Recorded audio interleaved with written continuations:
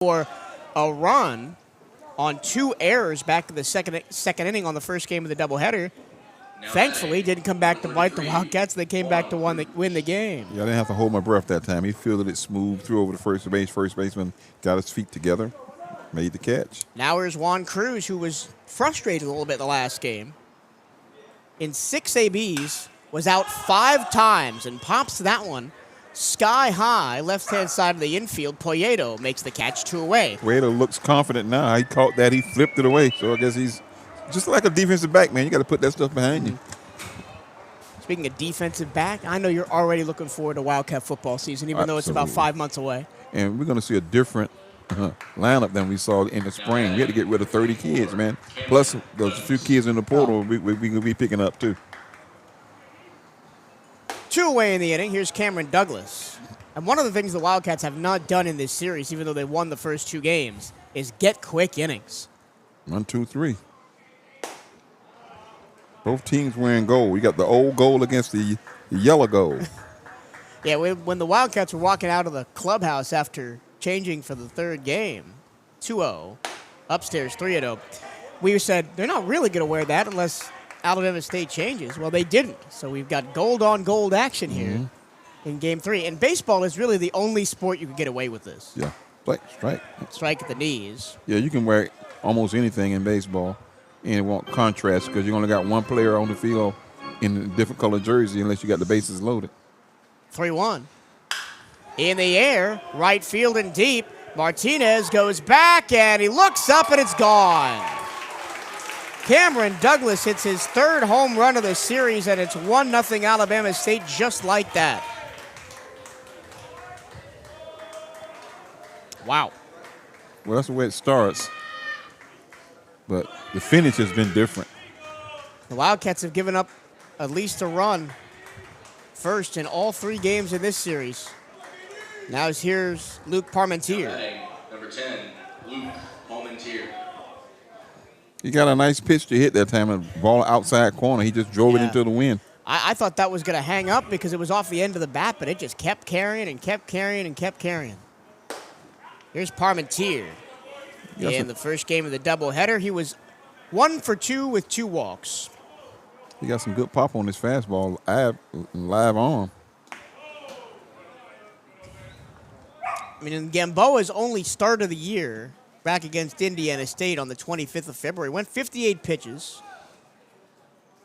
gave up 3 runs on 3 hits. Struggled against Maryland Eastern Shore. That was the game he got injured. Ground ball, hot shot towards second. Fielding behind the bases, Venegas, low throw, but a nice scoop by Rodriguez, and that'll end the frame. 1 run, 1 hit, nobody left, and it's 1-0 Alabama State as we go to the bottom of the 3rd. Wildcats coming to bat here on the CatEye Network.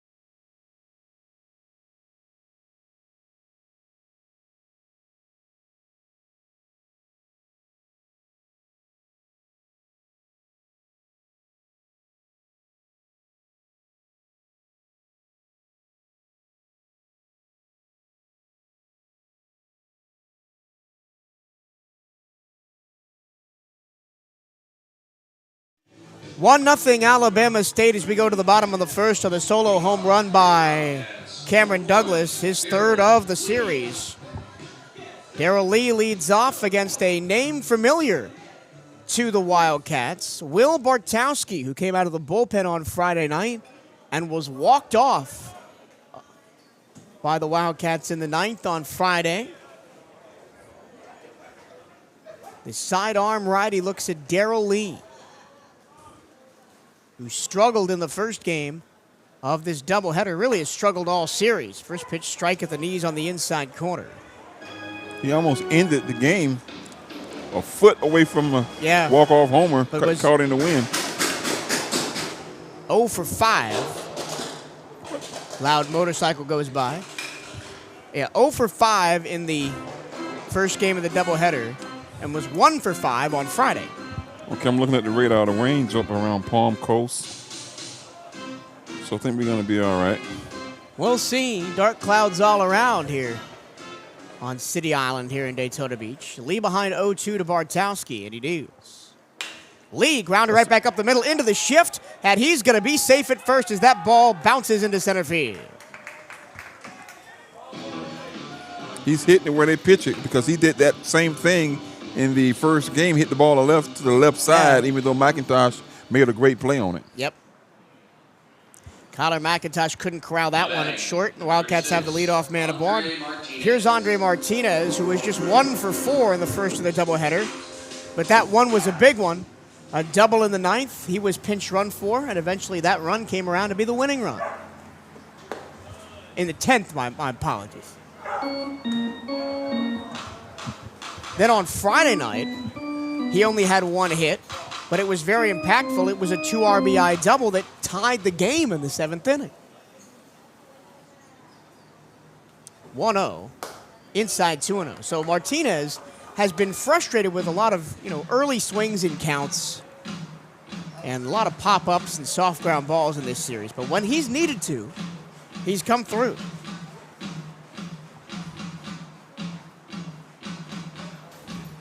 Martinez had 2-0 in the count on Will Bartowski.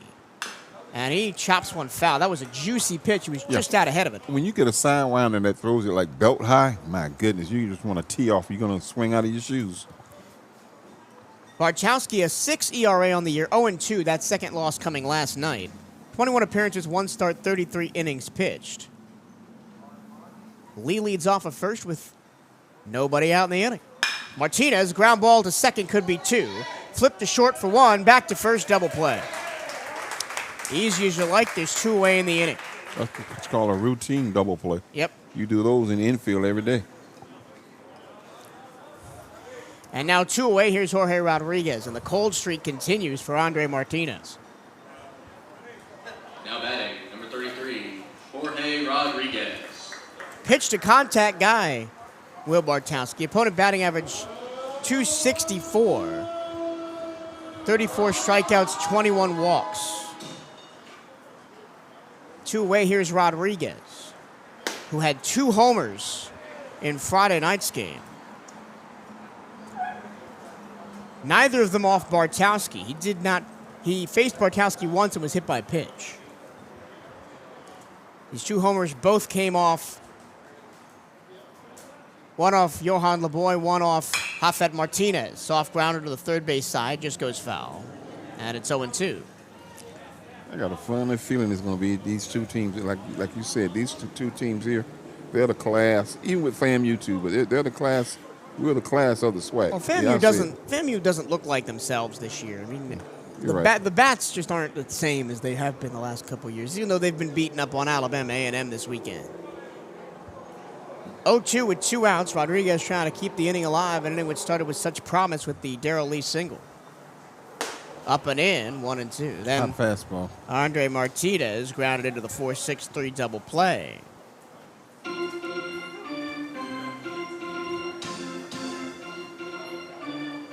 The Wildcats in conference doubleheaders this year split with Southern last month. There's strike 3, and that ends the inning.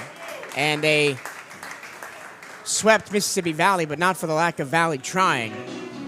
over in Sanford, our first game over there. We go to the top of the second, 1-0 Alabama State here on the CatEye Network.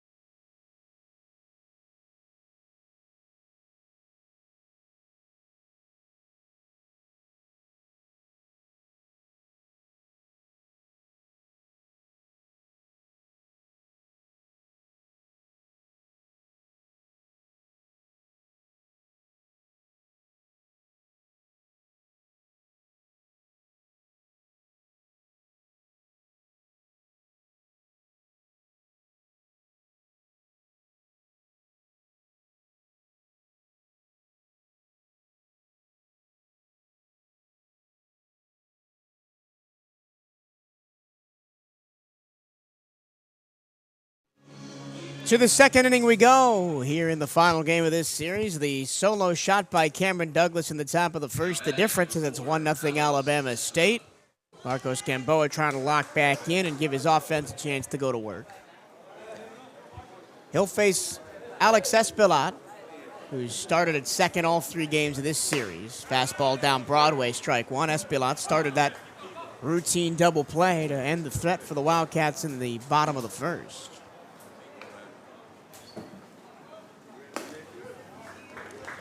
Espilat on the season, a freshman batting .343. It's crazy some of the averages on this starting lineup.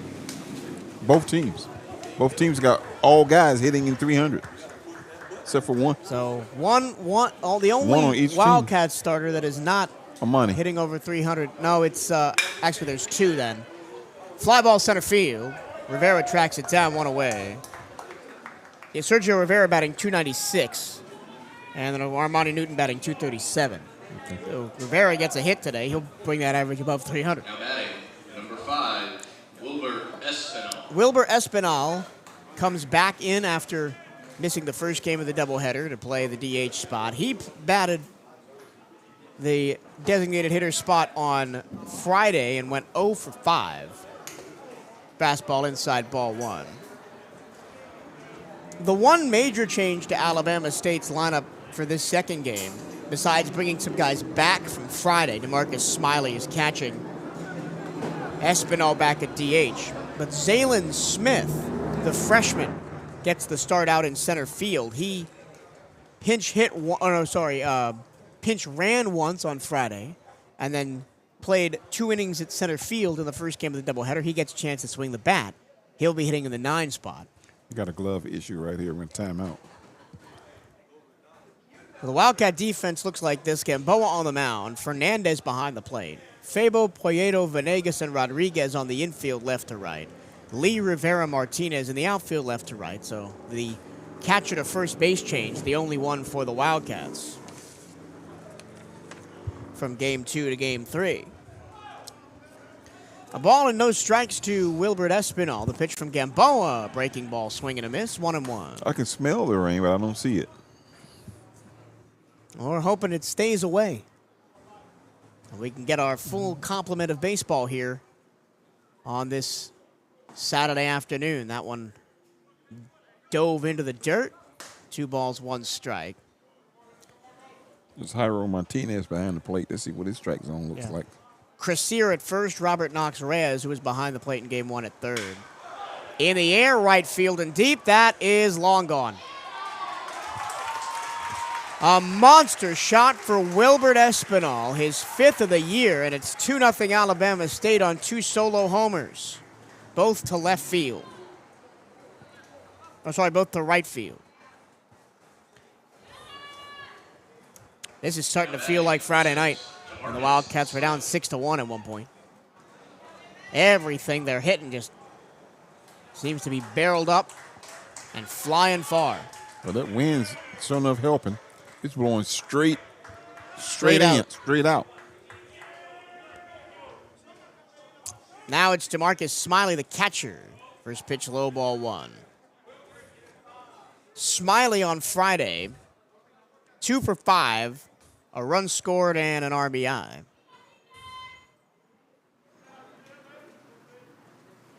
Low ball 2. We're kind of lucky then the damage has only been the solo shots. Yeah. I don't think nobody in the maroon and gold is giving up yet. Chopper foul, first base side, 2-1. This game is big for Alabama State. Yeah, they need this. They don't want to fall behind, too far behind Florida A&M. Fouled away off the end of the bat, 2-2. They'll end up having to play Florida A&M, wouldn't they? At the end of the year, I think they've already played them. I'll double check. I'm just saying with the seedings. Oh, the seedings, yeah. Dribbled foul on the first base side. They're getting FAMU trouble, though. They have. The end of the season for Alabama State looks like this. Midweeker against Jacksonville State on the road on Tuesday. Home for a 3 spot against Alcorn State. Ground ball right back up the middle, line drive, base hit. First hit for Alabama State that's not a home run. And 1 on, nobody out, 1 already in for the Hornets. And then their final conference series is at Prairie View A&M out in Houston. So they got a soft landing, Alabama State. Just got to do some traveling, that's all. From Alabama to Texas, that's still a long ride. Yeah. I'm kind of glad the Wildcats don't have to go out there. We'll probably have to go out there next year. Breaking ball, tap foul by Kyler McIntyre. Next year, we'll go to Texas Southern and Prairie View, wouldn't we? We've missed Prairie View entirely this year, so we will get them next year. Okay. Not sure if that'll be home or away. Of course, the close for the Wildcats next weekend at Grambling State. Final home series after that in Sanford, week after against Texas Southern. And even though those two teams are a little bit further down the table than Bethune-Cookman, Florida A&M, and Alabama State, the top 3. Pop fly, foul territory. That'll stay playable for Rodriguez, and he reaches behind his head and makes the play, 2 outs. Ooh. I know he was struggling with it, but I couldn't see him once he got behind that pole. The wind and the clouds, that gray sky against the white baseball makes it real tough. And he got his feet crossed up, too. Now batting, number 17. Great catch. Zaylen Smith. Well, Grambling State's playing Arkansas Pine Bluff this week. That's a big series. Because if Pine Bluff can trip up Grambling, even just 1 game. Bounce to the plate, ball gets away. Free base for Smiley. He goes to second. Then the gap between Grambling and the top 3 increases. Wildcats coming into this game 19-4. Alabama State 15-8. Grambling State 1 game back, 14-7. Of course, we don't have the results from out in Grambling. Their game yesterday was rained out. Okay. Unsure if they're going to play a doubleheader today or try and get 2 in tomorrow and 1 Monday. Or Yeah, they won the SWAC last year. They got hot. They had a kid that hit, 40 homers? Swing and a miss. Ball gets away. And going down to third on another wild pitch is Smiley. So single wild pitch, and DeMarcus Smiley's 90 feet away with 2 outs. We won't let this thing get out of hand now. I mean, after look lethargic. After Friday night, I would not put it past this Wildcats team to come back from anything. Swing and a miss. 2-2 now on Zaylen Smith.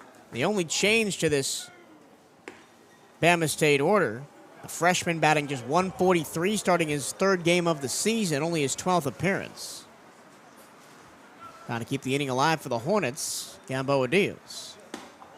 Strike three, punched him out at the knees, and that's the end of the inning. A run on 2 hits and 1 left, and we go to the bottom of the second. 2-0 Alabama State here on the CatEye Network.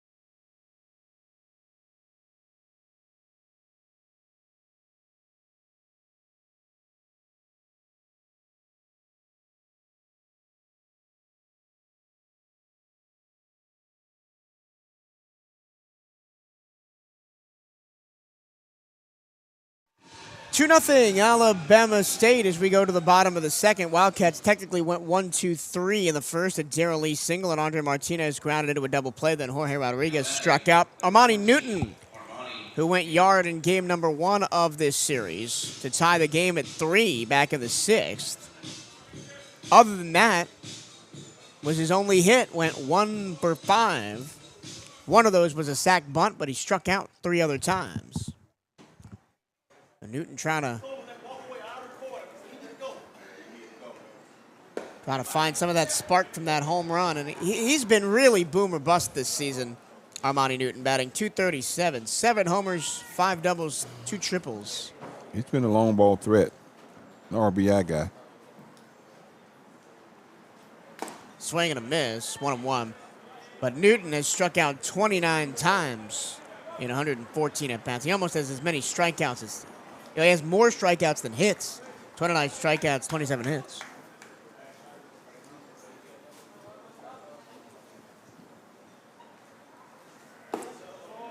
I wonder what his stats look like at Florida Gulf Coast. I didn't play much at Florida Gulf Coast. Okay. Came off the bench most of the year. He is maybe the closest thing the Wildcats have to a 3 true outcome player on this team. Will Bartowski misses outside, 3 balls and a strike. 29 strikeouts, 18 walks, and 7 home runs.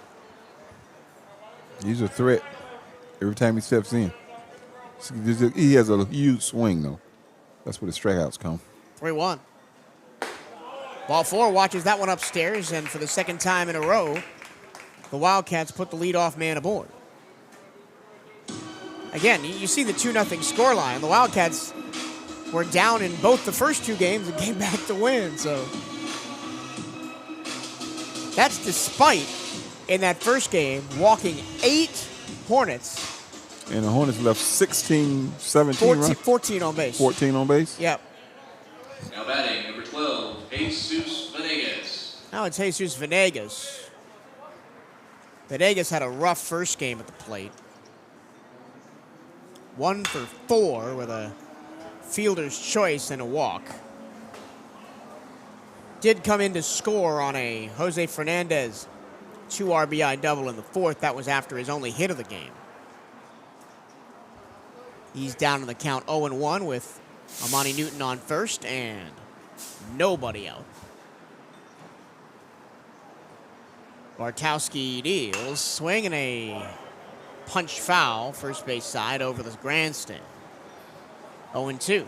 Venegas a little bit late on that fastball. He's hit it foul first base side twice in a row. I don't think he's seeing it out of the hand right now. It's tough to get adjusted to that arm angle. If there's nobody on your team that pitches like that, you don't see it in practice. 0-2. Upstairs, good. Oh, my goodness, he got punched out. That was a bad call, but I agree. the ball was high. That ball was way high, up by his collarbone. But a strikeout looking, second strikeout for Bartowski. And the umpire wasn't, when he called it, he was not confident Yeah, about he wasn't confident about it at all. He waited. I thought it was a ball.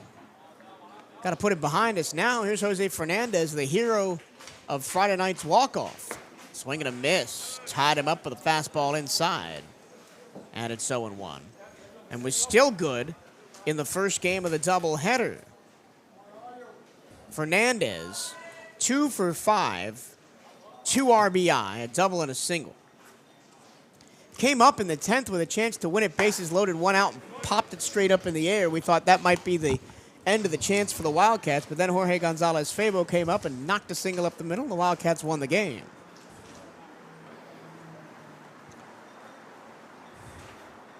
Looking for the series sweep of Alabama State, but down 2-0. Armani Newton dancing over at first. The pitch, Fernandez fouls it off his foot, 1-2. So next season we'll go to Alabama State, we'll go to FAMU. Grambling will come here. Southern, we go to Southern. I want to try and make some of these Arkansas come here. Yeah. I want to try and make some of these baseball trips because I've been to football for a lot of these places, but I've never been for basketball or baseball. I want to make more basketball trips next year. I want to make more baseball trips next year. 1-2 from Bartowski. Up and out.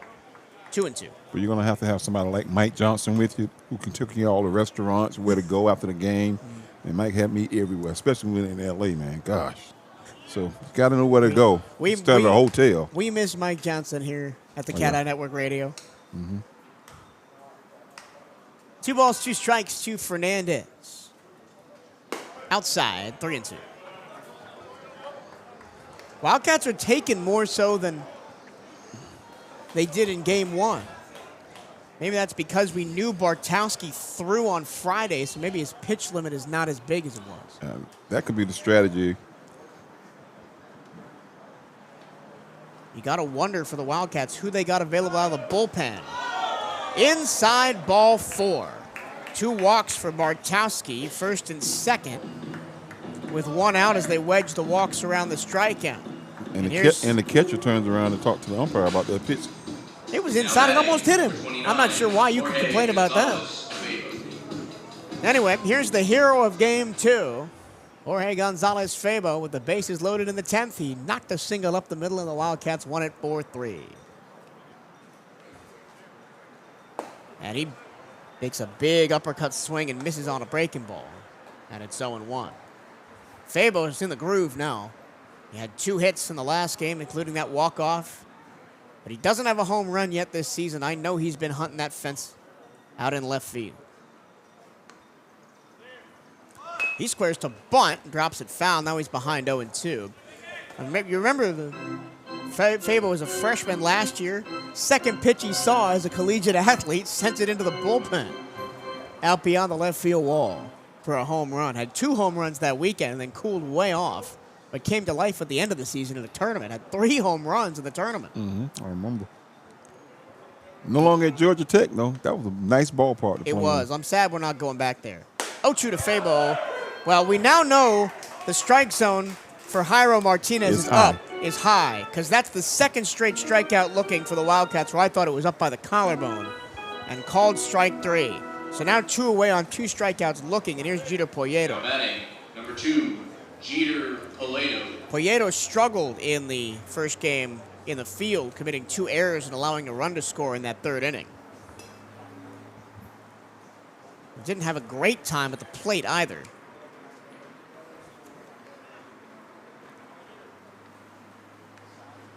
Oh for 2 with 2 walks, Poyeto. Both ground balls. That one, a lasered foul first base side into the ASU bullpen down by the Yingling flight deck. You know, I've seen some renditions. I'm not even saying the word right of what it's going to look like when it finishes. I'll show you the pictures later. Where they're going to build here is going to be beautiful. They're going to build a skybox right here. And they're going to redo both the clubhouses and the batting cages. Poyeto down 0-1. 2 away, 2 on. And Poyeto fights it off 0-2. And out there beyond the right field wall is going to be a training center, weight room, nutrition center for the Daytona Tortugas, offices for the Tortugas. I think the Wildcats are even going to have some space in there. That's awesome. For our offices. 0-2 to Poyeto, trying to keep the inning going here. Jeter watches it high. I half expected that to be called strike three. I thought he was going to pull the trigger on us. 1-2 now. Poyeto, the redshirt freshman transfer from Wake Forest. He's been great with the glove all year, inconsistent with the bats. Outside 2-2. His gloves what kept him in the lineup, and even he got benched during the Florida A&M series, all 3 games for Jamie Villafane at shortstop. But we haven't seen Villafane since. Poyeto has came back and grabbed that spot at shortstop.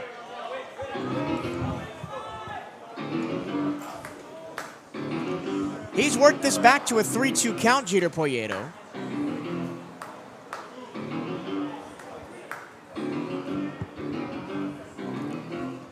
Three straight balls from Will Bartowski. 2 outs, 2 on, Wildcats down 2.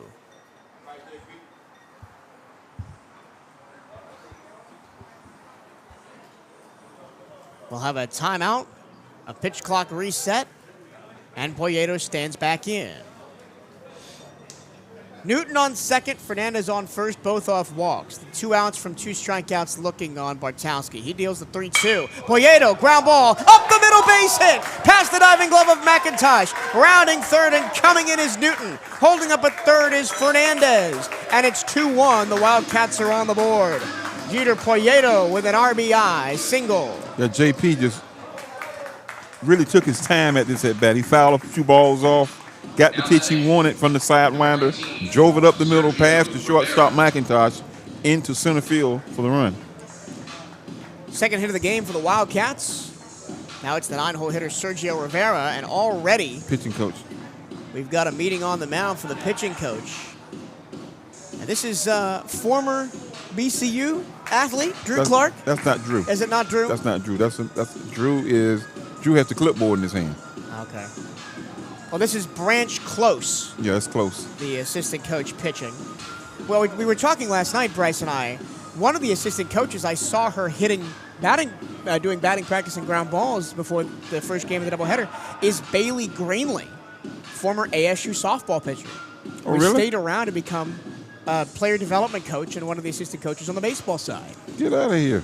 That's unique. I did not see that research, but she must be one of the only women coaches baseball coaches in Division I baseball. We're going to find out. If we play them again in the tournament, I'll have that note for you. I'll do some research. Anyway, runners on the corners, 1 in, 2 down here in the second. Wildcats looking to tie the game. It's Sergio Rivera. Rivera in the first game of the doubleheader was 0 for 3, reached on an error in the 9th. Low ball 1. Yeah, Drew Clark was a heck of a shortstop for us for 4 years, man. Jose Vasquez was the catcher. Captain. He was the team captain. Vasquez was the catcher. He had the heavy long balls, too. He had pin up home runs here.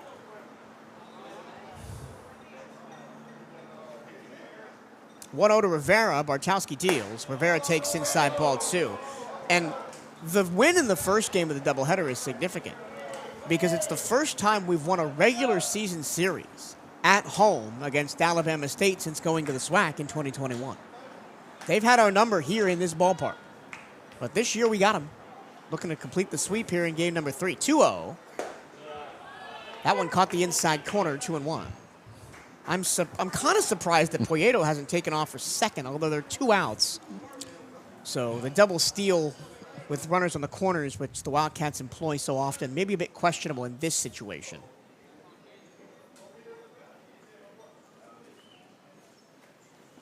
The 2-1 is grounded to short. This will be a tough play for McIntosh. He throws across the diamond. Safe is Sergio Rivera. He runs it out and gets an infield RBI single. Fernandez scores, and we're tied at 2. Hit that ball deep into short, into the left, almost into shallow left field. He took a knee and didn't have enough mustard on it. And the run is safe at first, and another run scores. You know what? That ball hit to McIntosh. I'm thinking, well, that's the end of the inning. McIntosh gobbles up everything. McIntosh has been a human vacuum over there. But he just barely missed that one. Fernandez comes in, and it's 2-2. There's an opportunity right here now. Top of the order. Top of the order. D. Lee up, single to first to start the bottom of the first, but then was caught in the middle of a double play. Outside ball 1. Nobody warming for Alabama State. They're content to let their junior righty sidewinder deal here in the second inning. D. Lee's a freshman. He's going to be a good one. Oh, yeah. Get in that weight room, too. Redshirt freshman, transferred in from Coastal Alabama Community College, where he spent his true freshman year. He may know some of these kids, huh? You think? Yeah, there is a kid. I don't remember who it was. I'll look. On this Alabama State team that also transferred from Coastal Alabama Community College. They were probably teammates last year. 2 balls, no strikes. Up and out, 3-0 to Lee. DeMarcus Smiley, the catcher, also transferred from Coastal Alabama Community College.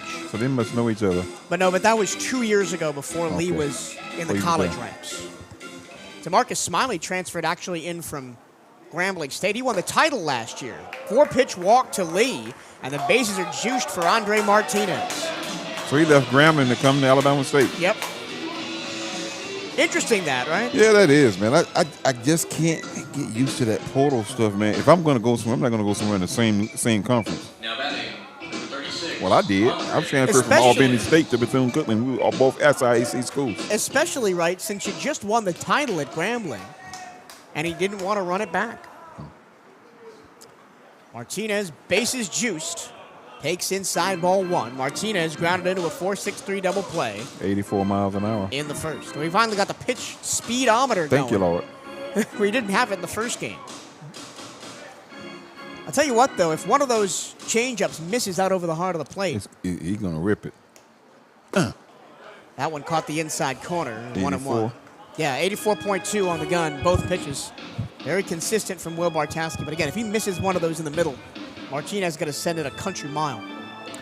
Wind's blowing toward left now. But he doesn't need to. Just needs to put one through the infield here. Ground ball, chopper towards third, under the glove, going to second, out at second. A nice play by McIntosh to end the inning.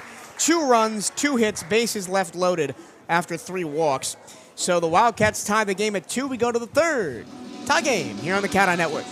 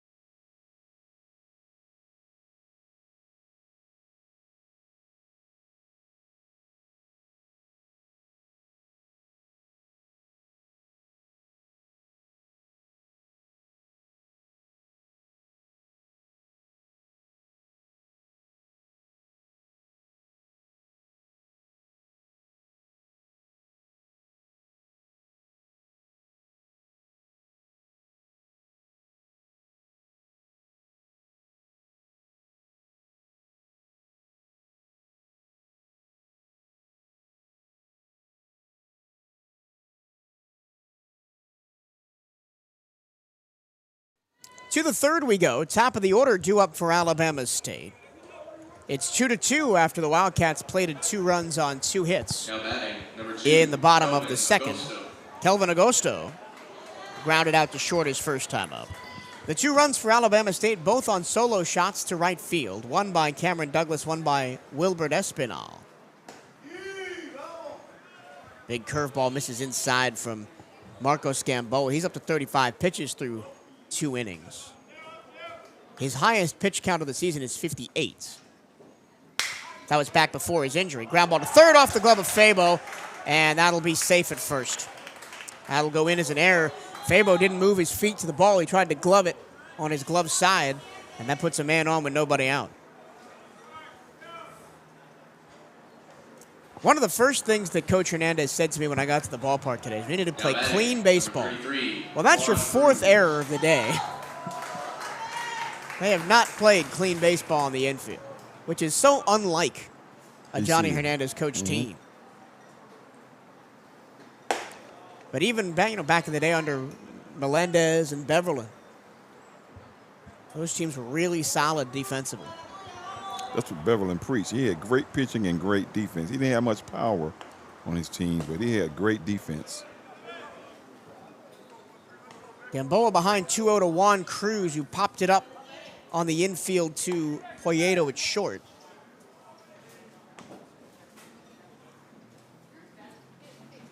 There you go. Fastball inside, corner strike 1. We've reunited the football booth crew today. I see. We got Johnny Randolph.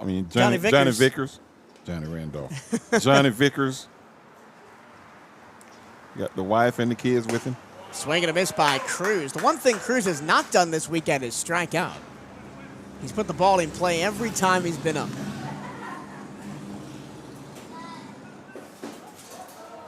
2-2, 1 on, nobody out. And he puts the ball foul towards the bullpen. And that's what that guy is there for, to shield that catcher. Great chat. That's Julian Carrasquilla. We may see him on the mound in this game, but he's doing the shielding right now. Why not? 2-2. High fly ball. Center field. Moving back is Rivera. He'll track it down. Make the catch. Runner tries to advance, but a great throw by Rivera keeps Agosto on first, and there's one away. So Cruz on the doubleheader. Now 1 for 8. Here comes Johnny out. And I wonder if that'll be the end for Marcos Gamboa. It'll be interesting if he pulls the trigger here, because the batter will be Cameron Douglas, who hit the first of the home runs for Bama State. Okay, let me tell one of my stories. I haven't told a story in a while. Go for it. You got time, because here comes a new pitcher for the Wildcats. I remember as a kid coming here to a ball game to see the Baltimore Orioles and the Montreal Expos. That's spring training? Spring training. And it was so many people to where they let people sit on the warning track. And I remember being in the bullpen, sitting next to Elrod Hendricks, the catcher from the Baltimore Orioles. And I remember him getting up to guard the other catcher for warming up. And I remember him telling jokes. But I knew who Elrod Hendricks was. I knew who he was as a kid. So Gamboa's day is done, and Aaron Schaefer is going to take over on the mound. By committee. It's going to be by committee.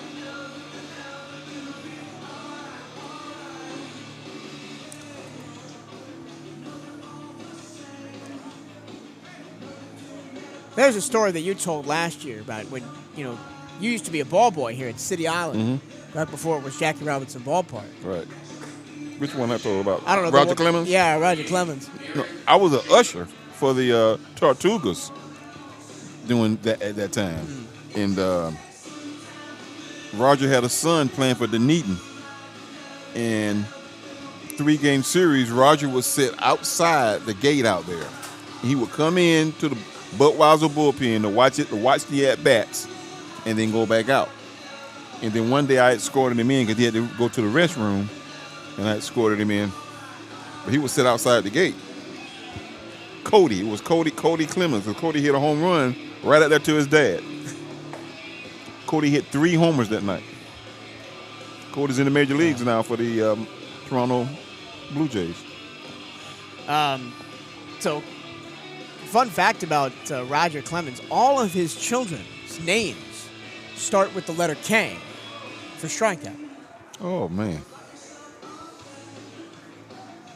I didn't know Cody Clemens had made the majors. That's He's cool. in the majors, yeah.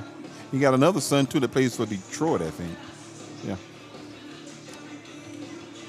It's a baseball family. Yeah. Roger Clemens was one of those guys that's growing up as a Yankees fan. I kind of love to hate because he would. Roger was a Red Sox, didn't he? Well, yeah, he pitched for the Red Sox, and he would beat us every time. Aaron Schaefer takes the hill for the Wildcats.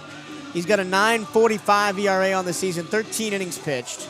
He's given up 14 runs on 18 hits all earned, striking out 17 and walking 12. He's given up 2 doubles, a triple, 2 homers, 3 wild pitches. His ERA 9.45 and a big spot here against Cameron Douglas in a 2-2 ball game. Top 3. Agosto on first after reaching on an error, 1 away in the inning. Swing and a miss. Ahead of the breaking ball is Douglas. The home run by Douglas, he kind of hit it off the end of the bat, but he just hit it high enough where the wind blew it out over the wall. And the wind now is blowing straight out again. The flag is pointed toward the bridge. As opposed to the home run by Espinal in the second, where he just powered that one. That thing was high, too. Monster shot. It's probably still rolling over there somewhere in the construction. You don't usually see a lot of home runs hit to right Not here. in this ballpark. No, because of that river. We've seen a bunch today. Ooh, that's close. We saw Armani Newton hit one out in game 1. We saw Darrell Lee come maybe 3 inches from one in game 1. And if the wind is not blowing as hard as it was to left, that probably does get out. Runner goes. Throw down to second is He's out. in time. Delayed call from Vince Crucier out there, the umpire. But a caught stealing. Agosto goes down, and there's 2 away in the inning. The Wildcat catchers have been unbelievable catching guys stealing. Yeah, that was a great throw. He was trying to make sure that the second baseman held the ball. That's why the delay on the out. So now Douglas looking at an 0-2 count now. Cat's got 3 good catchers, man. 4. 4 good catchers, really. High fly ball, left center field. Douglas got under that one, and Rivera will comfortably put it away for out number 3. So they work around the error with a couple of fly balls and a caught stealing, and we go to the bottom of the 3rd. Still tied at 3 here on the CatEye Network.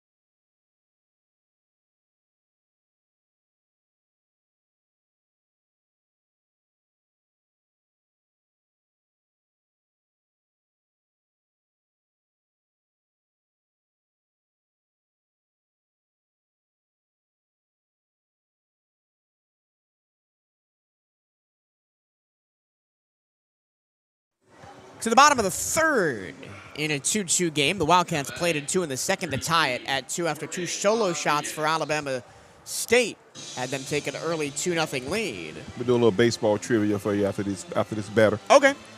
I don't promise that I'll get it right, but we'll see. I'll give it a shot.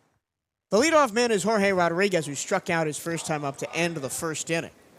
And he chops it foul. He hit his foot in the first at-bat. Now he hit his foot again with a foul ball. And he's trying to walk that off. Oh, it looks like he might have hit his knee.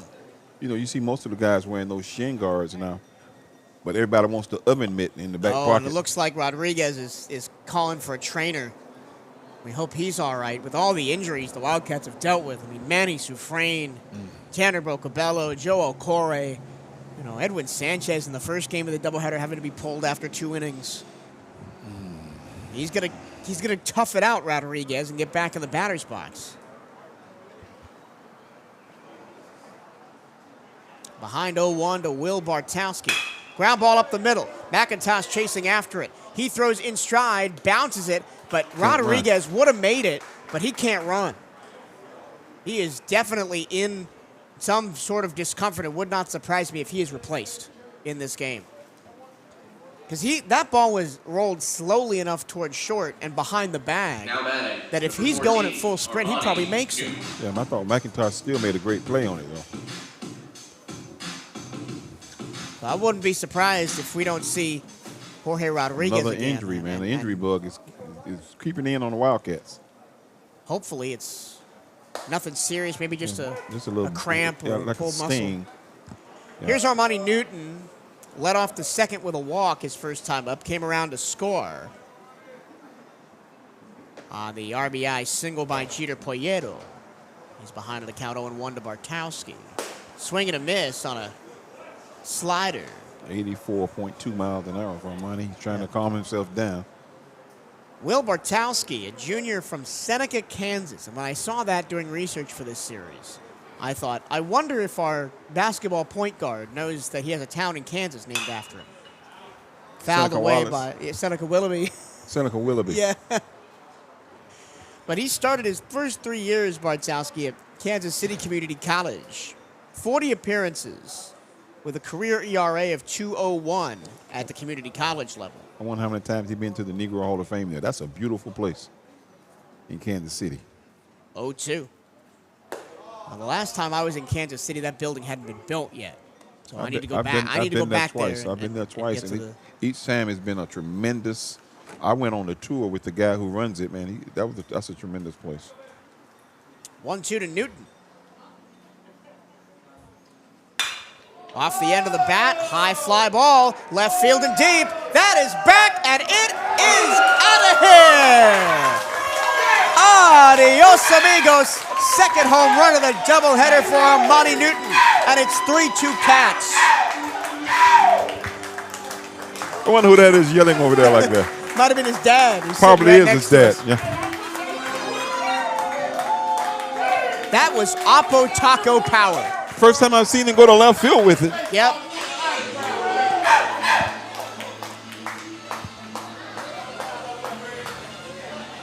My goodness. Now batting, number 12, Jesus Vanez. I'm going to go back and find your call on that one and put it on my Facebook page. Opposite field home run. Oppo Taco for Newton. Unfortunately, Jesus Venegas, trying to replicate the feat, just pops it up right behind the infield, and McIntosh puts it away for out number 2. Okay, here's a trivia question. Yep. In NCAA baseball, what baseball series has the number 1 and number 2 HBCU baseball teams playing against each other? That would be this one right now. Who's number 1 in the nation? Bethune-Cookman right now. Who's number 2? Alabama State. Thank you. Although they might not be if we sweep them. 3-2 Cats. Ground ball to third, hit right at Parmentier. Long throw to first to get Jose Fernandez. But the Wildcats take the lead on the Armani Newton home run. They lead at 3-2 as we go to the 4th here on the CatEye Network.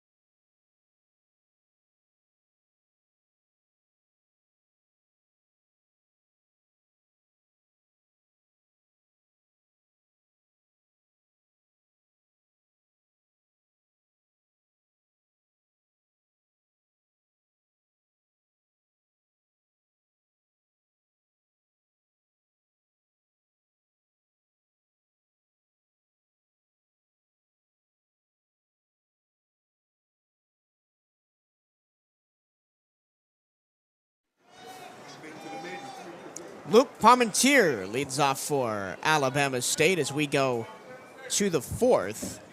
3-2 Bethune-Cookman as they've scored the last 3 runs, the third one on a towering opposite field homer by Armani Newton. Breaking ball strike from Aaron Schaefer, 0-1. This is a big test for Schaefer. He has not pitched against a conference opponent since Jackson State, the second conference series of the season back on March 20th. He has been relegated to midweeks this season. I think Johnny's going to have to get some of these young arms in the latter part of the season because we're going to have to depend on some of these guys in the tournament time because of the injuries. Yep. So get them some work. And you always have to depend on some of your lesser used arms in the tournament because you're playing, if you go the distance, 6 games in 6 days or 7 games in 8 days or whatever. And that's, more of a workload than these rosters can handle. This is not a 40-man roster, MLB, where you carry, 28 pitchers. And you want to see your younger kids stand up. You got to give them some playing time so that in the pressure situations, they'll be able to perform. So we may see guys like Carlos Rosas, like Angel Lopez in this game. And they're going to be challenged like to we step saw up. Yo-Yo last year. Swing and a miss. And down goes Parmentier. An impressive strikeout from Schaefer. Curveball, fastball away. Like we talked about in the first game, Yo-Yo actually came into his own in the tournament last year. Yep. It always surprises me who steps up in the tournament. It was Fabo last year with Yo-Yo. The year before, it was Luis Lipthrat, who had a really bad year, but came into the tournament and just tore it up. I remember that name. Luis Lipthrat, yeah, he was our starting pitcher. 3 years ago, he was our Saturday starter. Then he was relegated to Sunday because he had a bad year. But then in the tournament, he just came in and shoved against Grambling State in the semifinals. Breaking ball. Didn't catch the inside. 2 balls, no strikes on Alex Espelot, who flew out to center field his first time up. My question to Johnny would be, we go into the latter part of the season playing well after this pitch. 2-0 from Schaefer. Fastball down the middle, popped up. Foul territory, first base side.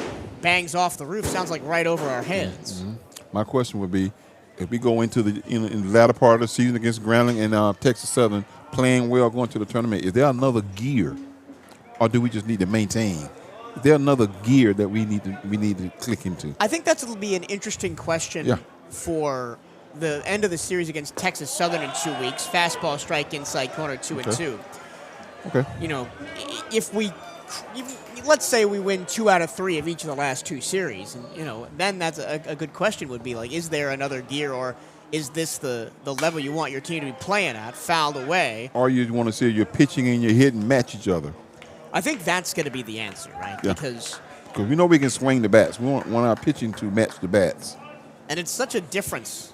And I know we've been saying it all year, and if you follow our broadcast, it's kind of ad nauseum. 2-2, Breaking got ball. him! 77 miles an hour. Lazy swing and miss, and Espelot goes down. 2 straight strikeouts for Schaefer. But I've been saying it all year. It's such a different look for Bethune-Cookman baseball this year because in the last 4 years under Coach Hernandez, it's been pitching and defense, and the offense kind of does enough to win you games sometimes. This year, it's been the opposite. Even with really good pitching, yes, coming into the weekend with the lowest team ERA in the SWAC, but the pitching has not been as spectacular as it has been in recent years. But the offense has taken so much of a jump that it covers for a lot of those inefficiencies. Even though we played some lesser teams, but we've seen the Cats score double digits more this year than any year. And the teams that we've been able to score double digits against, it's not just the SWAC teams. High pop, third base side by Wilbert Espinal. Oh, that's tough. That's a tough play. Poyedo calls off everybody, loses his hat, but makes the play. 1-2-3, go the Hornets. And we go to the bottom of the fourth, 3-2 Cats. Here on the CatEye Network, we'll continue this discussion in the bottom of the 8th. Absolutely. Stay with us.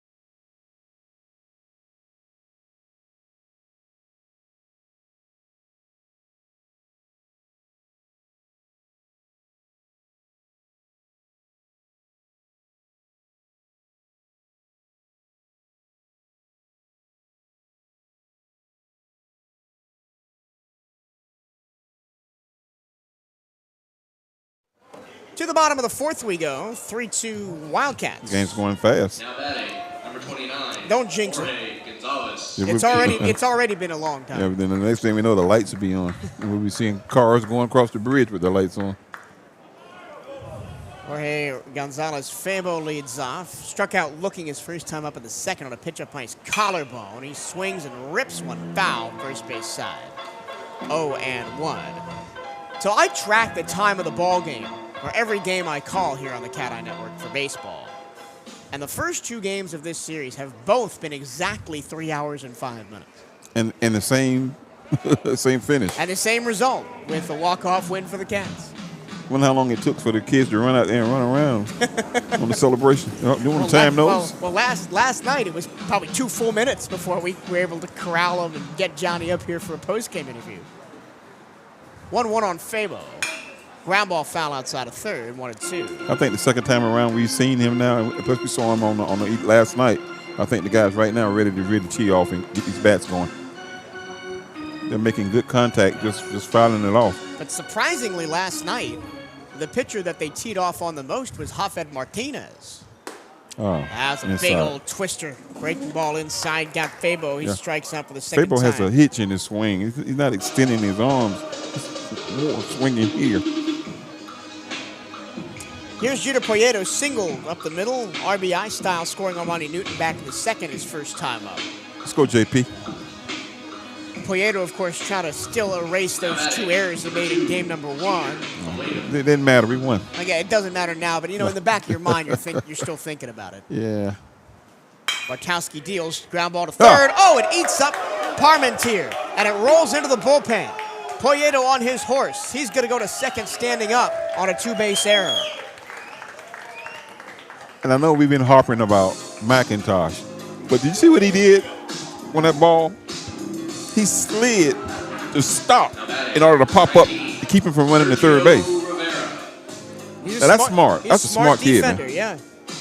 He slid, did a pop-up slide to stop that ball.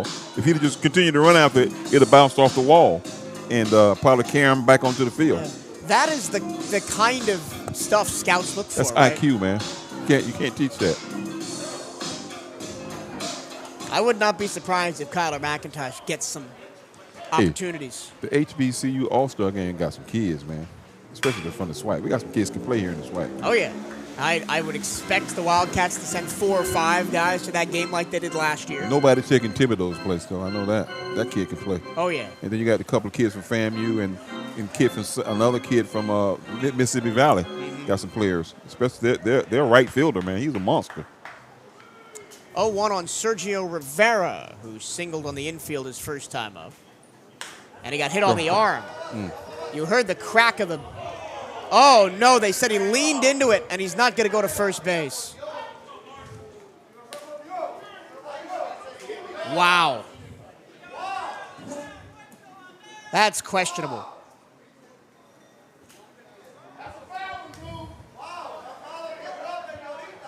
Hit him on the arm guard, and they say Rivera leaned into it, so they're not going to reward him first base.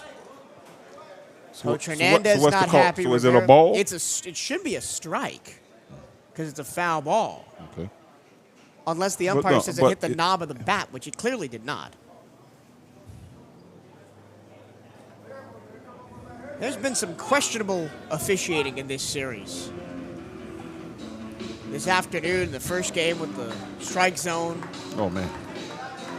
That one. And this guy has not been confident in anything he's called all night. And now it's 0-2 because they call it a strike on Sergio Rivera. On that single by Rivera in the second, he got an RBI scoring Jose Fernandez. But now he's down 0-2 with 1 out. Nobody with a runner on second, and Jeter Poyeto. Rivera ground ball up the middle. That's going to be a tough play for McIntosh. He fields and throws on the run. And a great stretch at first by Cruz to get the out. Poyeto goes to third, and it'll be Darrell Lee, who's gotten on base twice already. Darrell Lee. We need to stop hitting the ball to McIntosh, man. Human vacuum today. Well, I remember the last 2 years, our second baseman, Colton Olison, I called the the black hole, because he would just take everything. McIntosh is like that, black hole. Here's Darrell Lee, swing and a miss, way late on that decision to swing. At it 0-1. Jeter Poyeto 90 feet away, trying to give the Wildcats a 2-run cushion. They currently lead 3-2. Lee, 1 for 1 with a walk. But he's been out on his way to second twice. In the first, he singled and was caught in a double play, hit into by Andre Martinez. And the second, he walked, and then he was out 6-4 on a fielder's choice by Andre Martinez. Trying to bring in Poyeto from third, the 1-1. Swing and a miss. Crossed up on the slider, 1-2.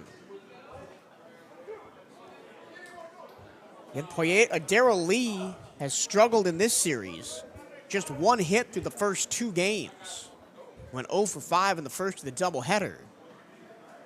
And again, Bama State playing him very heavily shifted to the first base side. Lee strikes out, fastball away, and that's the end of the inning. No runs, no hits, an error, and 1 left on. And we go to the 5th inning of play, 3-2 Wildcats here on the CatEye Network.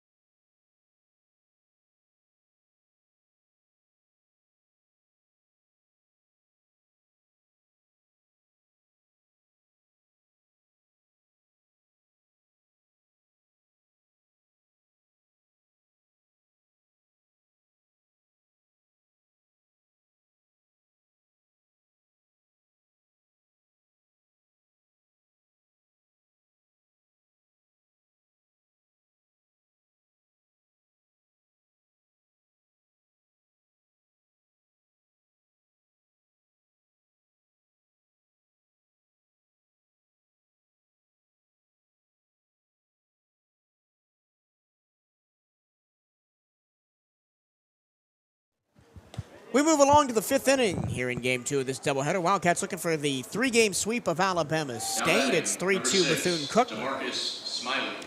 DeMarcus Smiley, who singled in the second, reached third on 2 wild pitches and was stranded there, leads off for the Hornets. Fastball outside, Aaron Schaefer, strike 1. Schaefer came in with 2 outs in the third, got Cameron Douglas to fly out to center, then struck out Parmentier Espelot, and then got Espinal to pop out to go 1-2-3 in the 4th. Fouled away, 0-2. Schaefer's been effective, man. He's done well. 89-mile-an-hour fastball that time.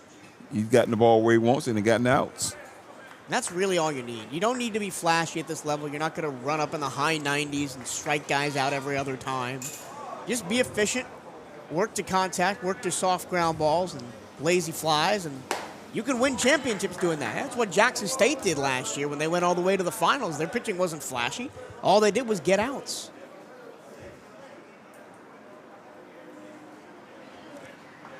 Yeah, Yo-Yo Diaz chasing balls in the stands. Ground ball to short, right at Poyeto. 1 away. I think JP's over it.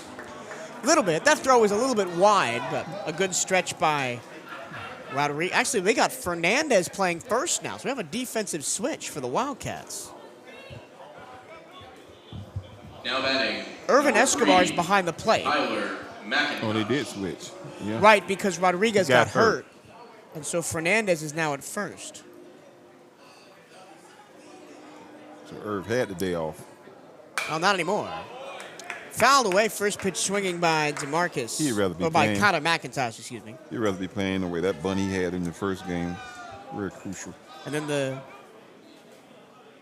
2 RBI double. Ground ball right back to the pitcher. Nice drag by Schaefer. 2 away. Schaefer's look good. I'm telling you, man. We got to get some kids like this, get some confidence under the belt, get some great innings in, get some work, and get some confidence for the latter part of the season.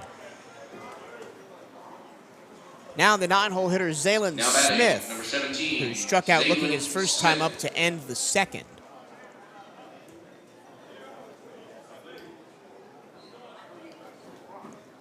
Zaylen Smith, a freshman from Douglas, Georgia, out of Coffee County High School.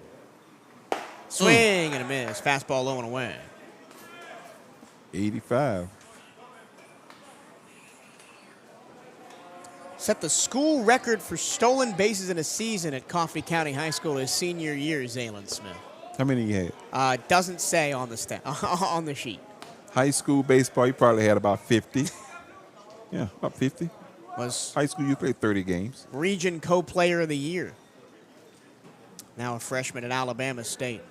It's wild to me that you see all throughout the SWAC, there's a fastball outside corner.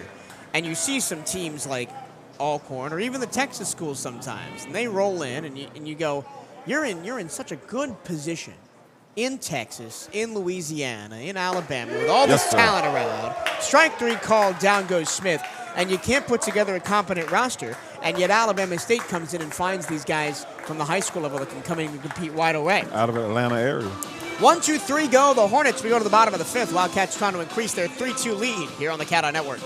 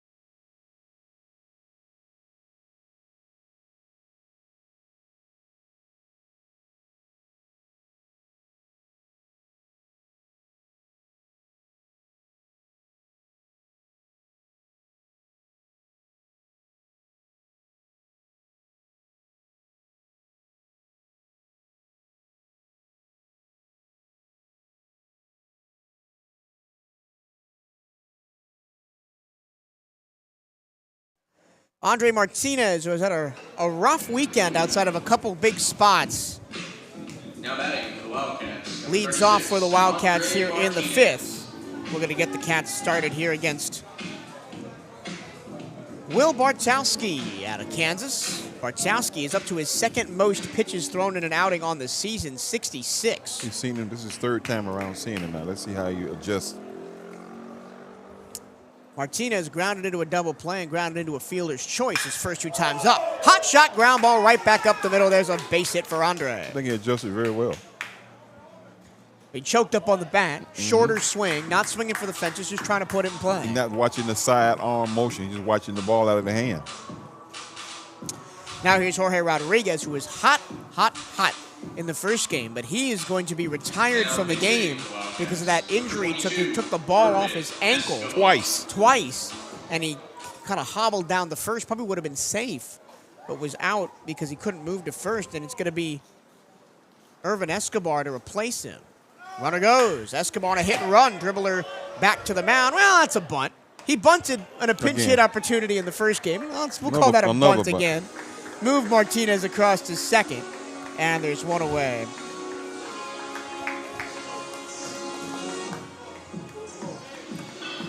I think Irvin Escobar had the most important hit of the series on Friday night. With the Cats down 6-2, 2 outs in the 6th. He hit a little bloop single over the second baseman to score 2 runs. And the Wildcats at that time trailed 6-4.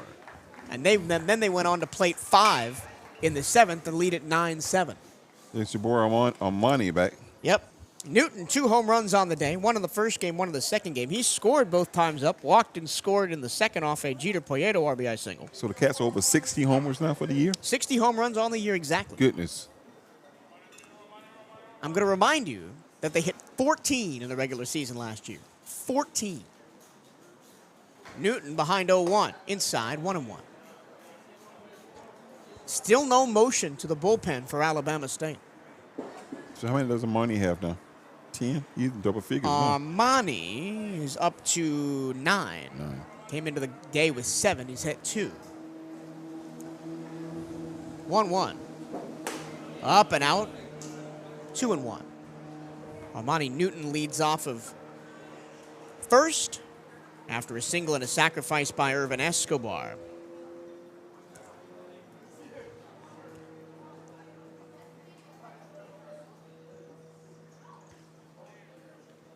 Two-1 from Bartowski. Fouled away. That'll make the river on the third base side. Mike, I wonder what would happen if he came overhand one pitch. You have you swinging before the ball got out of his hand. Yeah. So I mentioned Irvin Escobar is on the toughest to strike out rankings in the NCAA. He's currently 3rd on those rankings. Just 4 strikeouts and 91 at-bats. Contact hitter. 2-2 to Newton. Martinez goes to third. Newton takes outside, and it's an easy stolen base for Andre Martinez. Taking advantage of the sidearmer's long windup. And it's a stolen base that puts Martinez 90 feet away with 1 out. That run's very important right there. But he was taken off before Bartowski even got into his windup. He didn't even check the runner at second. No. Just let him go. Now anything on the outfield, even a fly ball, can score Andre Martinez. Deep in center field. Really deep. 3-2. Ground ball back up the middle. That'll score the run. McIntosh throws out Newton, who's clapping on his way to first. He applauds himself because that was an at-bat right there. He gets the job done, scores Martinez from third. And he points to his coach and gives his coach to get the steal. Yeah. And it's 4-2, Bethune-Cookman. They got a run cushion now. 2 away. Here's Jesus Venegas, who's 0 for 2. Struck out looking in the second, popped out on the infield in the third. That run, very important. And it looks like Bartowski may be getting to the end of his rope as that one misses the catcher entirely, a ball and no strikes. What are your thoughts on the SWAC going from segmented divisions to the open bracket that we have this year, where everybody plays everybody else? I like it. High fly ball, left field and deep. You can kiss that one goodbye and hit off the scoreboard. Adios, amigos, for Jesus Venegas. Well, how's about that to break out of his slump? His 12th home run of the year, and it's 5-2 Los Gatos. Hit a drive over the Toyota sign for the home run. 61 on the year now for the Cats. I saw the ball bounce back onto the field, and I thought it might have been a ground rule double, but it hit the bottom of the scoreboard and bounded back in. My goodness. Okay, what was the question again? What are your thoughts on the open scheduling for the SWAC baseball this year? As opposed to you see everybody in your division twice. First pitch to Jose Fernandez, ground ball foul back into the dugout. I like it because it cuts down the travel, for one. We got a chance to see some teams we haven't seen yet. And I think with the one total division, it's easier to see the leads. And it gives you a rivalries, too, because you got teams with 4 or 5 games behind that's looking for the second and third seed. Fernandez ahead of the off-speed. Now he's behind 0-2. Because the East Division got the best teams, definitely. Yeah. So when you get one division, you get that mix. You create a good rivalry, second and third. We're going to have first.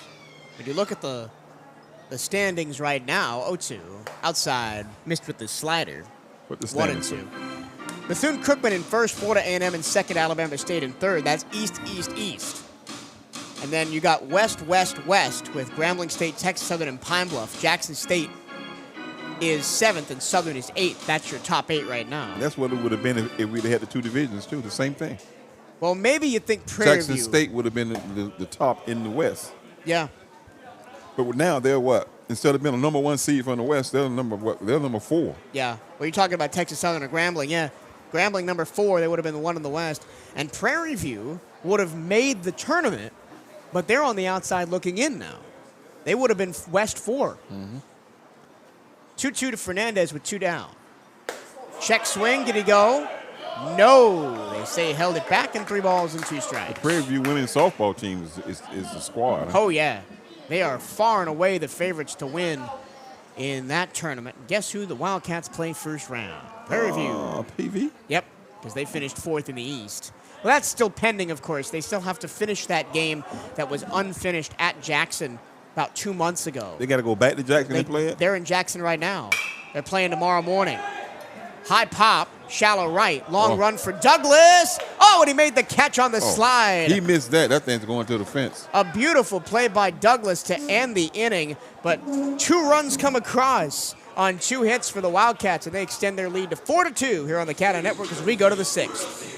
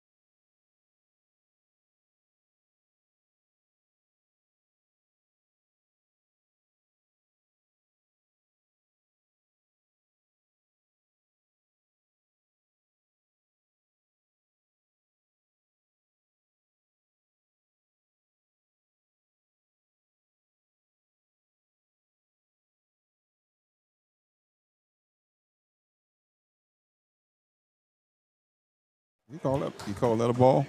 He did call it a ball. We go to the 6th inning of play. Wildcats extend the lead to 5-2. I mistakenly said 4-2 at the end of the last inning because I forgot to color in Andre Martinez's square on my scorecard. 88.5 miles an hour. That kid's throwing smoke. I would leave this kid in just to see him gain more confidence, man, and work on his pitches. Well, Aaron Schaefer, most pitches on the year, 57. That was the outing against Jackson State in the game the Wildcats lost 13-2 back in the second series of conference play. 90 miles an hour. But he missed it low, 2 balls and a strike.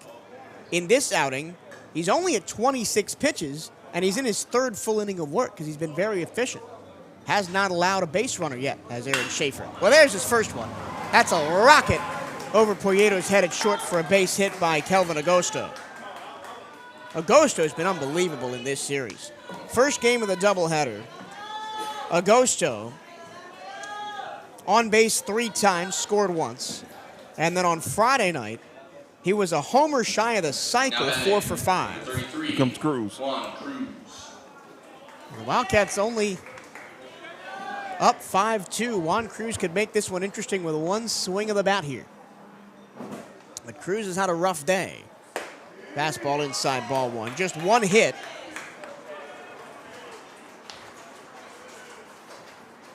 In 8 plate appearances so far. Put the ball in play every time. But a lot of lazy flyouts and a lot of grounders. 1-0. Fastball on the outside corner, 1-1. Still got a lot of pop on his fastball. Arm pretty live. Yeah. I want to see, what the kind of limit is on Schaefer's arm here. Yeah, they got the bullpen going, so it probably this is it. Cruz popped it up straight back out of play. It'll land on the concourse behind us. Bam!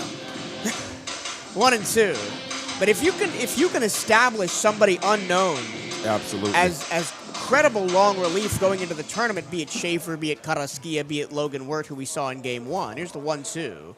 Outside, and a throwaway pitch, 2-2. That'll give you a lot of confidence going into the tournament. You're looking for 1 or 2 kids who can give you this kind of help down the stretch. And we definitely need it because with the injuries. 2-2 to Cruz. Schaefer deals. Fastball in the air, right-hand side. Martinez coming in on it, and it'll drop. Martinez completely misplayed it, was way too deep, went back on it off the bat, and it bounced in front of him. Nobody out. Runners at first and second. Now batting, number 24, Cameron Douglas. Now we're in a hole here. Yeah, and here's Cameron Douglas. 3 home runs on the weekend, including the opening one in this game in the first. Now here comes the test of Aaron Schaefer. What does he look like with runners on base when he has to get out of a tough situation? Douglas ground ball to third, gets through. That'll score at least one as rounding third is a Cusco. It goes to the wall. Cruz going to try and score all the way from first. Here's the throw to the plate. Cruz is safe. They go to third. And out trying to go all the way to third is Douglas, but 2 runs come in, and just like that, it's 5-4. So a 2 RBI double for Cameron Douglas. All the way to the left field corner. Agosto scores, Cruz scores. I think the left fielder was out of position. He had to run a long way to that ball. By the time he got to the ball, it bounced off the fence. He should have cut that ball off at the third light stripe out there in left field.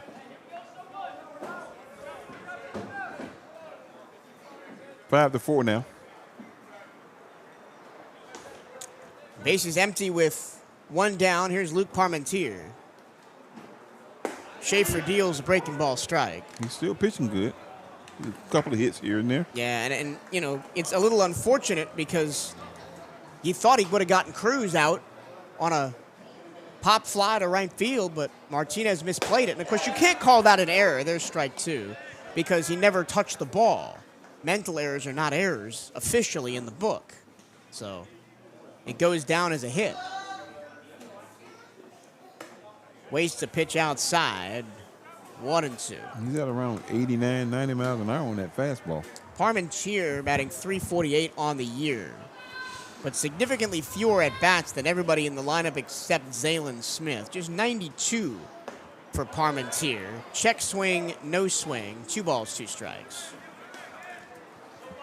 And Schaefer needs to act like there's nobody out in the inning and just try and get guys. Nobody on base. Try and limit the damage. You're still ahead 5-4. 2-2. Fastball fouled away onto the catcher's equipment. Escobar stands up, walks around a bit, and we'll do the 2-2 again. I believe that's Julian Carrasquilla warming for the Wildcats out of the bullpen. It could be Brandon Vasquez as well. A lefty? Lefty, yeah.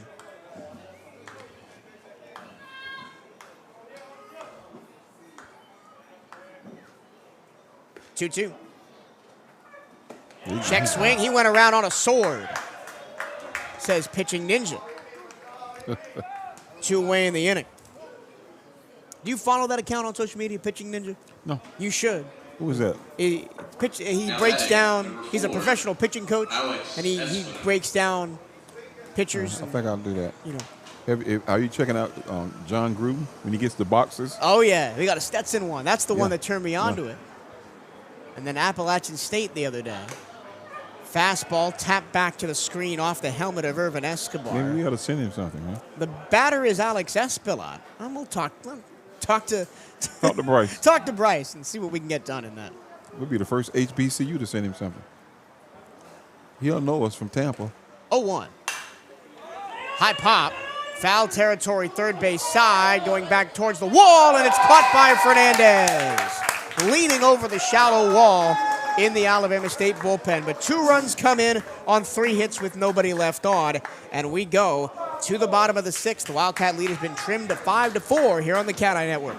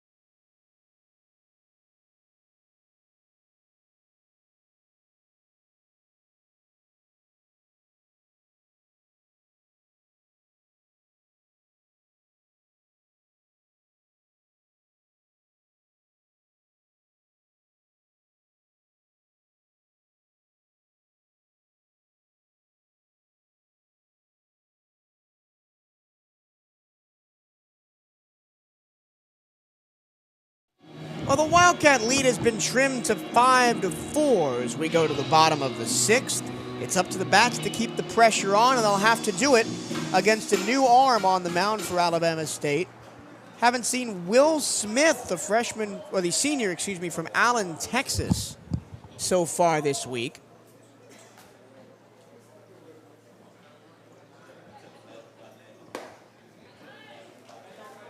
First pitch, a swing and miss by Jose Fernandez. Fernandez walked and scored in the 2nd off a Sergio Rivera RBI single, then grounded out to 3rd in the 3rd.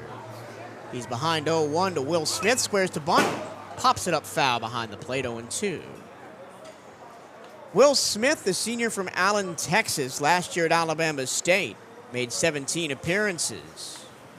Had a 6.32 ERA. This year, he's got an ERA of 4.39, 26 2/3 innings pitched. He's ahead 0-2 to Gonzalez Fabo. Pitch. Almost hit him in the helmet. Fabo ducks out of the way, 1-2. You know, I spoke at Fellowship of Christian Athletes at Allen High School in Dallas. I wonder if he was in that session in the bubble. Well, it might have been, 5 years ago? Yeah, it had been about 5 years ago when I did it. Maybe. Maybe you talked to Will Smith. I'm going to talk to him.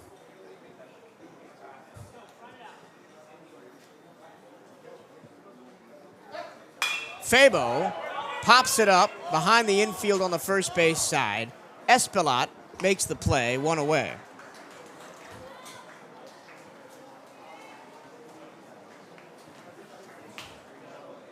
You talking about a facility at Allen? My goodness. Allen High School rivals most colleges. Their JV facilities is better than some colleges.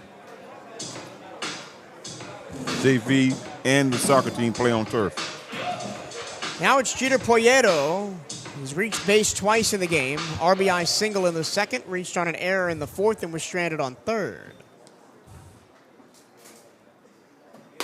Inside, ball one. Full numbers on Will Smith, a 4.39 ERA, 26 and 2/3 innings pitched.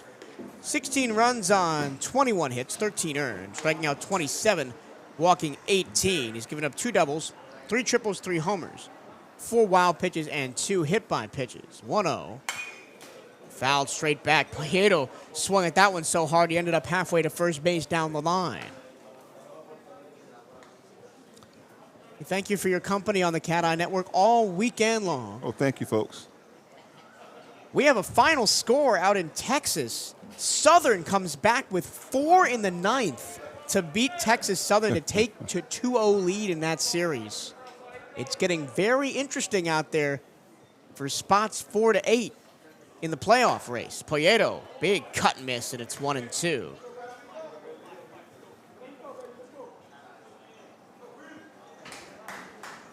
And that means with every win that Southern and Jackson State get, Prairie View A&M and Mississippi Valley State fall further and further behind. They're still not mathematically out, but it would take a massive turnaround for both of those teams to get into the postseason at this point. Poyeto fouls it off, stays alive. And what does it mean when one of your biggest baseball schools, or should be biggest baseball schools, out in Texas, in the Houston metro area, is missing the tournament? In Prairie View A&M? Is it just a bad year out there, or is something going to have to change for the Panthers? Something may have to change, man. You got all that talent out there. You got Minute Maid Park. You got all the high schools that play great baseball in that metro area out there. 1-2. Late on the fastball. Strikeout for Will Smith. It's a completely different kind of pitcher than the Wildcats have seen so far this weekend for Alabama State. He's got the best velocity of really anybody we've seen. Wanted it up in the high 80s, low 90s. Here's Sergio Rivera. Rivera, RBI single in the second, grounded out to short in the fourth. He bats with nobody on and 2 out. Alabama State with all the momentum right now after plating 2 in the top of the 6th inning. Squaring to bunt is Rivera. He pulls it back and lets the ball dribble behind the catcher, ball and no strikes. But seeding coming out to be very interesting. And you got 4 teams with either 16 or 14 wins. That's Florida A&M, Alabama State, Grambling State, Texas Southern. And then you got 3 teams right now with 11 wins. Pine Bluff, Jackson State, and Southern. Inside ball 2. The good teams beating up on the bad teams. That's what we're seeing, right? Yeah. Winning 2 out of 3 series. And I'll tell you what, I almost kind of want Prairie View to make a run at this thing late, because that puts a lot of pressure on Jackson State and Southern. 2-0 to Rivera. Called a strike, down and in. 2-1. Jackson State plays Southern the final series of the season. Now imagine if the loser of that series goes home and the winner goes to the playoffs. 2-1. Spiked, 3-1. Prairie View could make it happen by finishing strong down the stretch, and the Panthers have a favorable schedule. They've got Alcorn, Mississippi Valley as 2 of their last 3 series. They're playing Alcorn this weekend, Mississippi Valley next weekend. They finish off against Alabama State. That's at home in Houston. 3-1 to Rivera. High pop. Foul out of play onto the concourse, 3-2. One of the better trips in the SWAC is Houston. I remember we went out there. Well, you made that I didn't trip. go. That's the only trip I didn't go on. I was absolutely exhausted. I couldn't. And what happened was the flights were so high that weekend. We decided to stay home. That was a great trip. I really enjoyed that Houston trip, even though we lost the game in a heartbreaking fashion. You know, our kicker sitting down there. Just the former kicker. Just being out there in a big city, in a big metro area. Line drive. That's going to go into left field and bounce in front of Agosto for a base hit.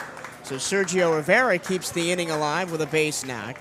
And that'll bring up the top of the order, 4th time around for Darrell Lee.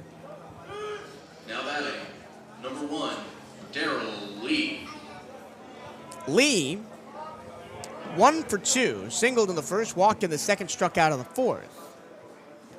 And here's that overshift once again, where they put Espelot way deep into the outfield grass and then move McIntosh to stand almost behind second base. I wonder how many other schools are going to see that and try it. Runner going.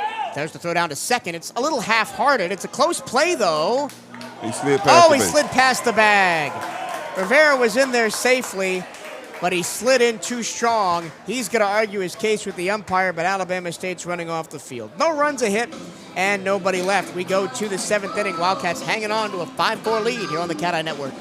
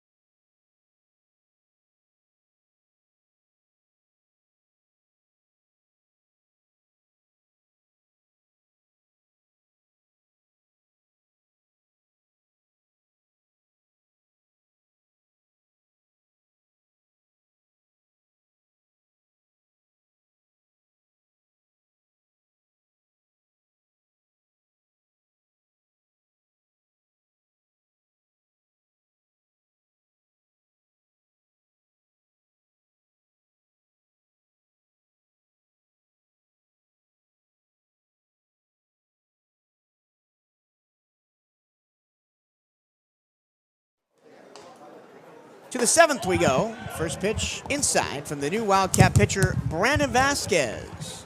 Vasquez has gotten a lot of midweek work this year. The junior transfer from Miami-Dade College. That one hit hard, but foul down the first base line. This is Wilbert Espinal, who's 1 for 2 with a solo home run to right field in the second. On the year, Vasquez an ERA of 8.57, but that's mostly because of his competition. Low 2-1. I saw him in between games talking to his mom. 27 runs on 34 hits allowed by Vasquez. Inside, 3-1. 20 of those 27 earned, giving up 16 strikeouts and 14 walks. 2 doubles, no triples, 4 homers, 2 wild pitches, 3 hit by pitches. He is 0-4 is his record. Losses against FIU, North Florida, Miami, and he took the loss against Pine Bluff in the middle game of that series. Ground ball. Tough play at second by Venegas, and it gets under his glove. So for that was the first game where they had all those leadoff singles over and over and over again, and none of them came around to score. He's pitched against some tough competition. Yeah, but this is the second inning in a row with a leadoff single for Alabama State. Agosto and Cruz singled back-to-back, and Cameron Douglas doubled them both in to make it 5-4 back in the 6th. The Wildcats had opened up a 5-2 lead. It's up to Vasquez to keep the wheel turning and keep the Wildcats with the lead here as they try to sweep Alabama State. And how much of a statement would it send to the rest of the conference after a tough weekend last week? You lose 2 of your 3 weekend starters to injury. You drop 2 or 3 to a team that you probably shouldn't. Fast curveball, strike the knees, 1-1.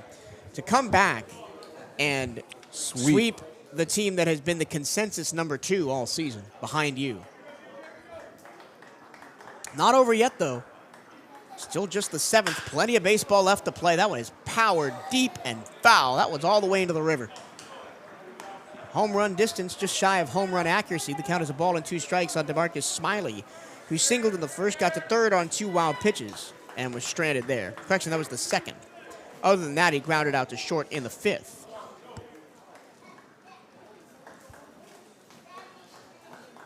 Smiley, the senior, batting .289 on the year. Inside with a curve, almost hit him. Double play ball right here. Ground ball to short. Shortstop's playing in the hole. Smiley, the transfer from Grambling State, the reigning SWAC champion, won the title last year. Check swing. They'll go to second for 1. On to first. Oh, and the ball gets away. And they're going to give second base to DeMarcus Smiley as the ball gets away. But they get the lead runner. Espinal out trying to go to second. And then an error. I think they'll call it an error on Venegas. They do. Second error of the game for the Wildcats. Puts Smiley to second with 1 away. With the second error of the night. Second error of the game. 5th of the day, because they had 3 in the first game. Here comes Johnny. And I don't know if this is going to be to Vasquez or if this is just going to be a general talking to the entire infield. I'm not sure Vasquez did a ton wrong. He almost, he should have gotten a double play, except for the error by Venegas. Yeah, the guys behind him. Looks like we're going to go to the bullpen here. That might be Carlos Jasmin. You know, Johnny talked about the clean game. Who pitched on Friday. He said to me pregame that Jasmin and J.C. Zambrano would be ready to go should the need arise. So the Wildcats will go to the bullpen. Vasquez lasts just 2 batters.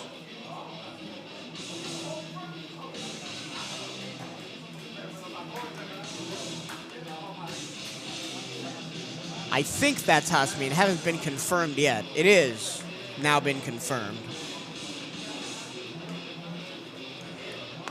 Jasmin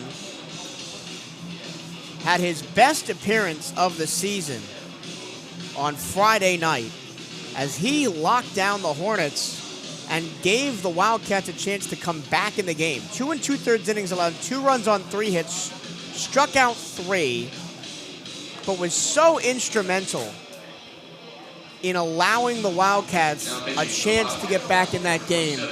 Carlos Yasmin.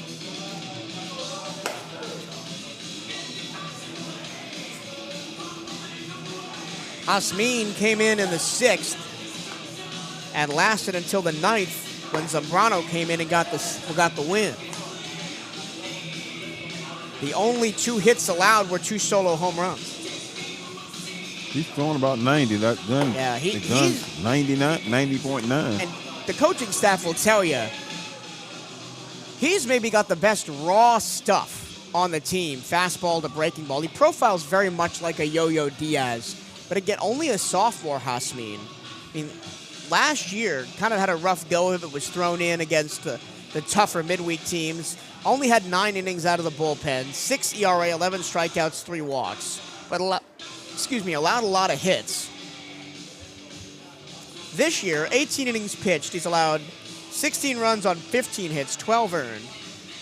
Walking 22 and striking out 19, he's allowed 3 doubles. No triples, 2 homers, both last night. 4 wild pitches, 5 hit by pitches. So the command is really the issue with Jasmin, but we didn't really see it last night with just the 1 walk. That last pitch was 92 in his warm-up. Let's see what he comes with. Well, he's going to be throwing it against Kyler McIntosh. The tying run is DeMarcus Smiley on second. There's 1 out here in the top of the 7th. Wildcats with a 5-4 lead. Jasmin being played onto the field by some Metallica. And he's going to try and test his mettle here against this terrifying Alabama State lineup. And yeah, they put 9 on us last night. and only 3 in the first game, which is one of the lowest run totals they've had in a conference game all year.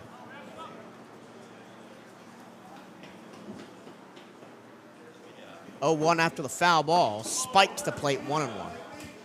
You look at some of the scores in conference that Alabama State's put up. 18 against Southern, 14 against Southern, 12 against Florida A&M, and the only win they got in that series, they dropped it 1-2. 14 twice against Pine Bluff, 9 in the other game against Pine Bluff. Fouled away, 1-2. That's a 90-mile-an-hour fastball. 11, 13, and 25 in 3 wins against Alabama A&M. What about Tennessee? They lost 10-2 against Tennessee. At that point, they were the #1 team in the country. They were.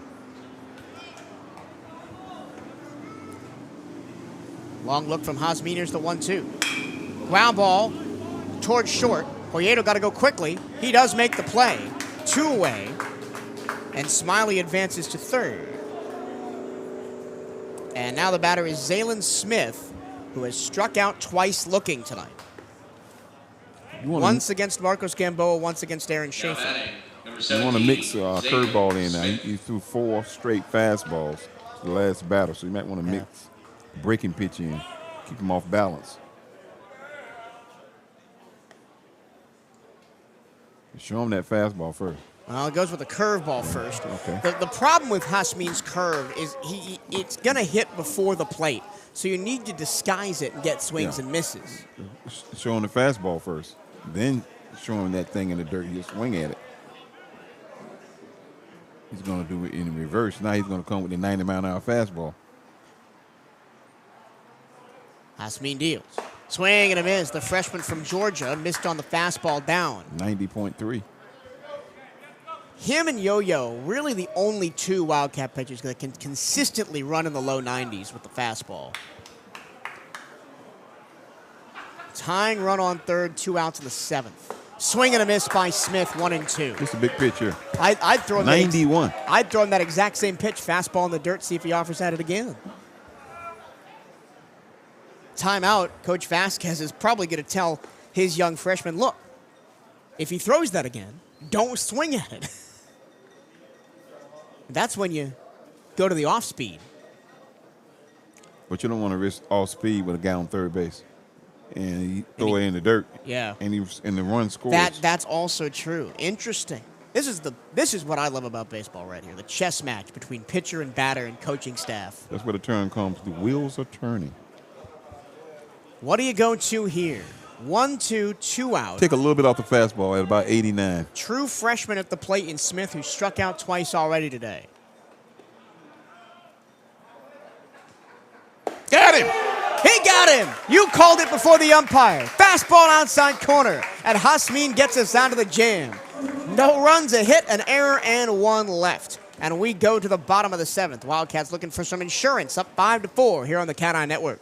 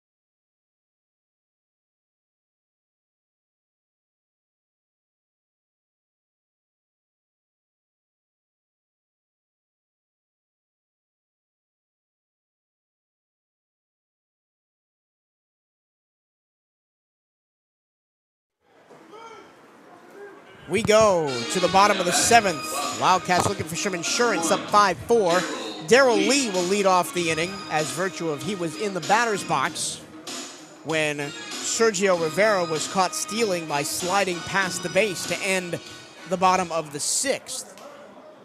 He'll get a look at Will Smith, the senior righty out of Allen, Texas, in his 2nd season with the Hornets of Alabama State. Lee takes a strike outside corner. Smith pitched against the Wildcats twice last year. Both games were losses in the 2 games the Wildcats took from Alabama State, because they went 2-4 against the Hornets in the regular season, didn't see him in the playoffs. Here's the 0-1 to Lee. Chopper towards first, that stays fair, and the covering Will Smith gets the out. Not a great series for Darrell Lee. Now 1 for 13. He's a freshman. He could be tiring a little bit, you know. He's played over 40 baseball games. Andre Martinez. And Darrell Lee, 44 games played this season, 42 starts. And plus, he's seeing some top-notch pitching in this series too. Now it's Andre Martinez to face Will Smith. Breaking ball outside, 1-0. But it is an interesting note that Will Smith took the loss in both games the Wildcats won against the Hornets last year. Not that any part of this lineup is the same. The only guy he's seeing again is Jorge Gonzalez-Fabo and Sergio Rivera. Those are the only 2 that were in the lineup last year. Just Irv wasn't even in the lineup, was he? I guess Escobar. Martinez, high fly, center field. That'll stay in the yard. Smith will track it down on the track. The wind carried it a long way, but not far enough. Out number 2. The top 2 in the Wildcats order have not had a good series. It's been rough for Martinez, although he's gotten us a couple clutch hits down the stretch in games. And Lee just, again, 1 for 13. And yet, the Wildcats still have the lead winning in this game with a chance to sweep. And they're winning, right. So the other guys are picking up the slack down the lineup. Here's Irvin Escobar. His first time up, grounded out to the pitcher on what was essentially a sac bunt, swinging bunt. That allowed Andre Martinez to move over to third, who eventually came in on an Armando Newton RBI. He's ahead in the count, 1-0, Irvin.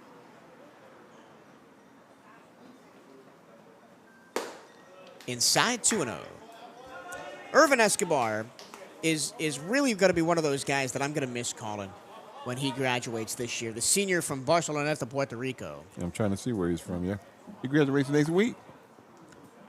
And I said that about Colton Olison last year. 2-0.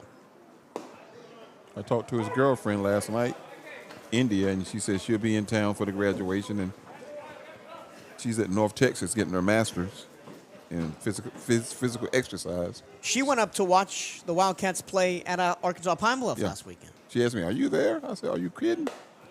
2-1, inside, 3 balls and 1 strike. But Escobar is one of those guys. He's given his all for this program. Yeah, 4 years, man. Stayed through the dead season in 2021 where we didn't play due to COVID, and completely dedicated to Bethune-Cookman baseball. 3-1. High pop, foul territory, first base side, onto the roof. Okay, 3-2. Let's see if this stat comes true right here.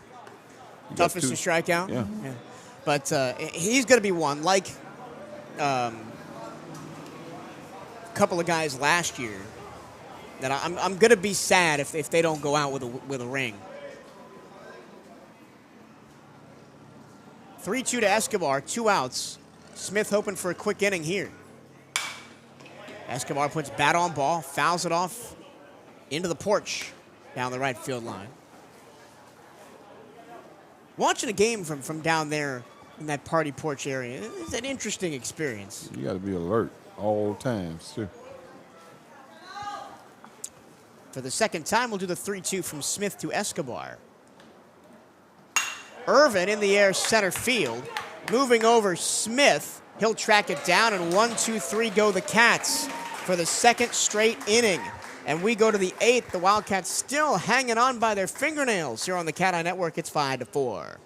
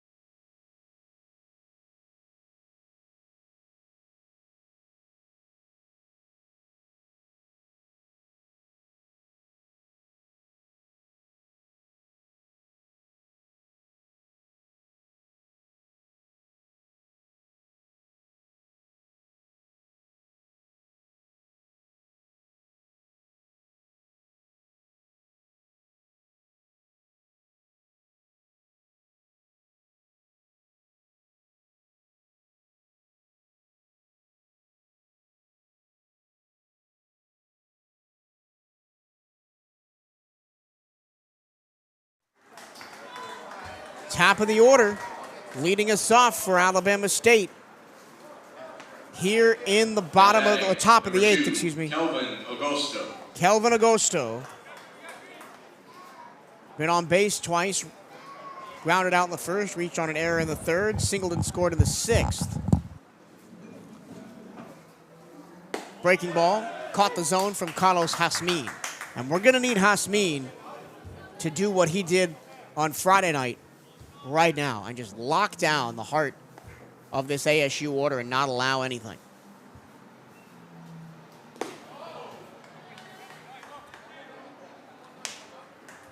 Last night, Jasmin, 42 pitches in 2 2/3. So how much does he have left?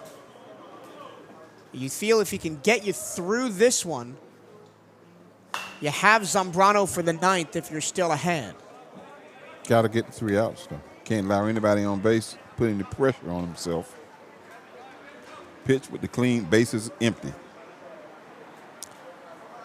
He's ahead in the count 1-2 to Agosto, who has been unbelievable this series. A homer shy of the cycle on Friday night. 5 of 6. In the first game of the doubleheader was on 3 times with a hit, fielder's choice, and a walk, and scored once. And in this game, ground out, error, single, and a run scored back in the 6th.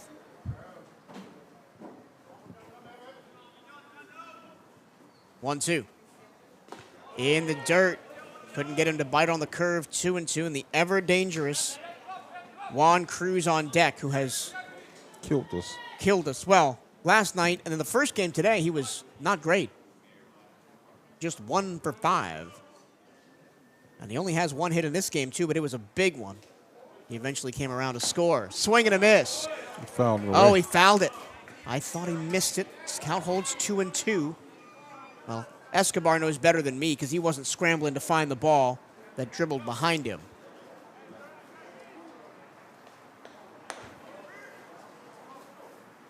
High tension in all 3 of these games at Jackie Robinson this weekend. With, in my opinion, the 2 best teams in this conference going head-to-head. Swing and a miss. Got him on the sweeper. And even the sweeper's up at 90 miles an hour from Jasmin. That was a ridiculous pitch. And now here's Juan Cruz. 1 for 3, singled and scored on the RBI double by Cameron Douglas back in the 6th. Other than that, popped out on the infield and flew out to center for Juan Cruz. And I mentioned he was just 1 for 5 in game 1 of the doubleheader. But was 2 for 3 with 2 walks on Friday night. Ground ball towards second. Venegas flips to first. 2 down. It's getting the ground ball outs, putting the ball where it needs to be, changing speeds. You want to get these young kids' mindset right now that it's playoff time. Here's Cameron Douglas, who's been the real one that's hurt you this weekend. Kid here hit home runs on us. Now batting, number 24. He's got 3 RBI tonight, had 5 RBI, and 2 runs scored on Friday. He's accounted for 8 runs in 2 days. That's Cardell Thibodeau type numbers. Yep. Hasmin misses outside with the fastball, 0-1. His home run back in the first was off the end of the bat up into the jet stream and just carried beyond the right field wall into the construction where they're building the new Tortugas offices. Breaking ball. That's a strike. Mm-hmm. Beautiful pitch. Now, Jairo Martinez behind the plate has a really delayed strike call. And we've called it before he has a lot of the time. We're sitting all the way up here in the press box.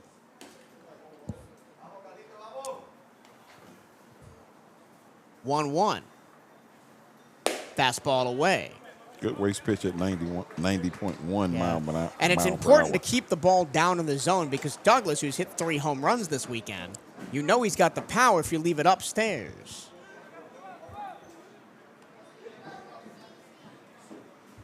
Behind 2-1 is Hasmin. Breaking ball, fouled away, 2-2. Almost late. had him. He was late. Very Took late. a little bit off the fastball. That's what happened. It's at 88. Well, I like that sweeper fastball, almost two-seam kind of thing that has that late break on it. That's how he got the strikeout from Agosto. 2-2. 2 outs, top 8. High pop, foul territory, first base side, giving Chase Fernandez out of play by about a foot. Turtle's nest. Into the turtle's nest. What do you mean turtle's nest? The Tortugas are turtles. Yeah. Okay, people. And their little, like, VIP seating area over there down the first base line called the Turtle's Nest. Mm-hmm. We've had to broadcast some games from out that way. Last year when there was no roof on the building and it was a threat of weather, we took the equipment and set up all the way down there. That was an adventure. Couldn't call balls and strikes then. I hope never to do that again. 2 balls, 2 strikes, 2 outs. Here's the pitch to Douglas. It's a curveball. It's barely tapped foul behind the plate. He should have missed it, but the barrel or the edge of the bat just tapped it. He's a great hitter, man. He's a contact hitter, and he's battling right now. With everybody 2 strikes. talks about Juan Cruz, but Cameron Douglas batting .326. I mean, 62 hits on the season, second on the team, second in doubles on the team, time for the team lead in home runs. Actually, he's taken the team lead in home runs with 3 this weekend, up to 13 on the year. Ground ball towards short. Poyedo sliding deep in the hole. Long throw across. It's wide. And an infield single for Cameron Douglas. How many times with 2 outs have the Wildcats not been able to get out of an inning? This kid has been a menace to us. But when you're hot, man. Here's Luke Parmentier. 0 for 3 in the ball game. A ground out and 2 strikeouts. He made the pitches he need to make. He just hit that ball deep into the hole. And Poyedo did a great job to even get the ball there. It might have beat him, but the throw was offline. That's a tough play to make for Poyedo.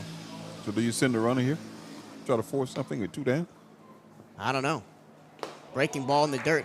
Well, I would if you can catch a tail on a breaking ball if it's that slow, because there's no way, even with the great arm that Escobar has behind the plate, that he's throwing a guy out, and it's got the speed of Cameron Douglas, who, remember, almost got a triple on a ball dribbled down the third base line that got to the corner. Outside, 2-0. Digging a hole for himself right now. At this point, you just got to throw strikes.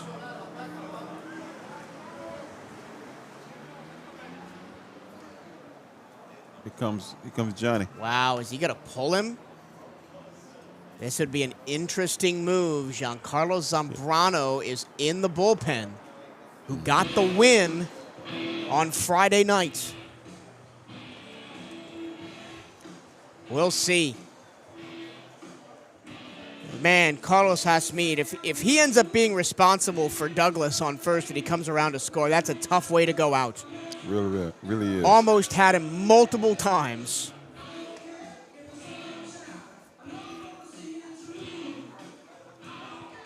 There's been no call to the bullpen yet. And Hasmeed, whose high pitch count on the season is 64. You're going to leave him in. Threw 42 last night, 22 tonight, so is exactly at 64 pitches over the last 2 days.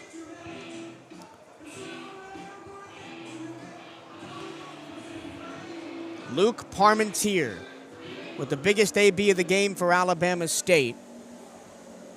No balls and 2 strikes, 2 down. Run on first. No, 2 balls, no strikes.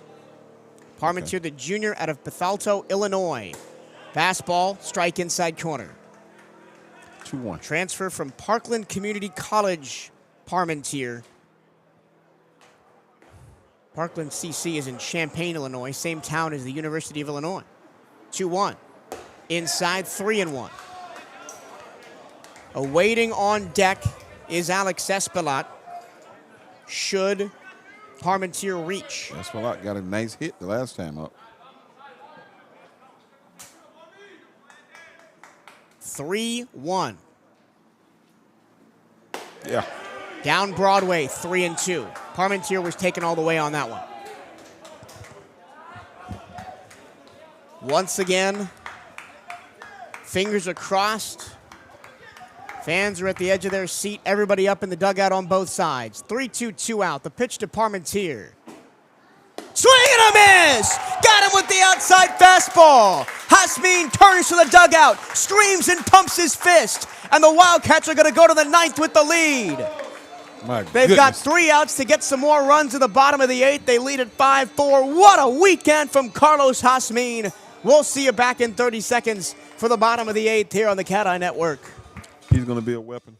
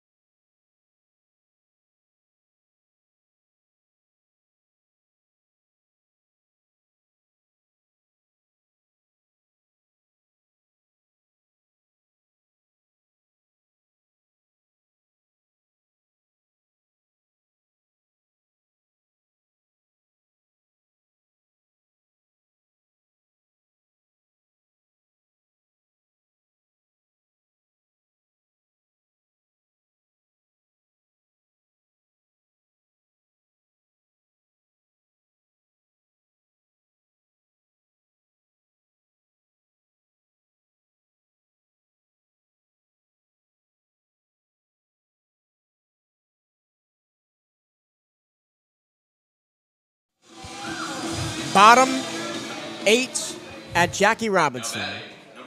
And like the first 2 games of this series, the game is still in the balance. A one-run game. I'm going to cast your mind back to the bottom of the 8th last night, where the Wildcats went into the bottom of the 8th with a 1-run lead. They did not score, and Alabama State tied the game in the top of the 9th, forcing BCU to walk them off in the bottom. You don't want to see that tonight. We want to get 3 outs in the top of the 9th and sweep it. I'd love an insurance run or 2 more here. Armani Newton is the batter. He's swinging for the fences, and he cuts and misses on a cutter. 86 miles on our cutter. 1-1. Newton, 2 runs scored in the game, a home run, a walk, and a run scored in the second, homered in the third. and then had an RBI ground-out sacrifice in the 5th to score Andre Martinez. 2 RBIs. He's had a productive day. Of course, 2 home runs across the doubleheader. He had 1 in the first game. Of course, in the first game, that home run was his only hit, and he struck out 3 times. This is a much more productive game with the extra RBI, the walk, and the extra runs scored. So he's accounted for 4 of the 5 Wildcat runs in this game.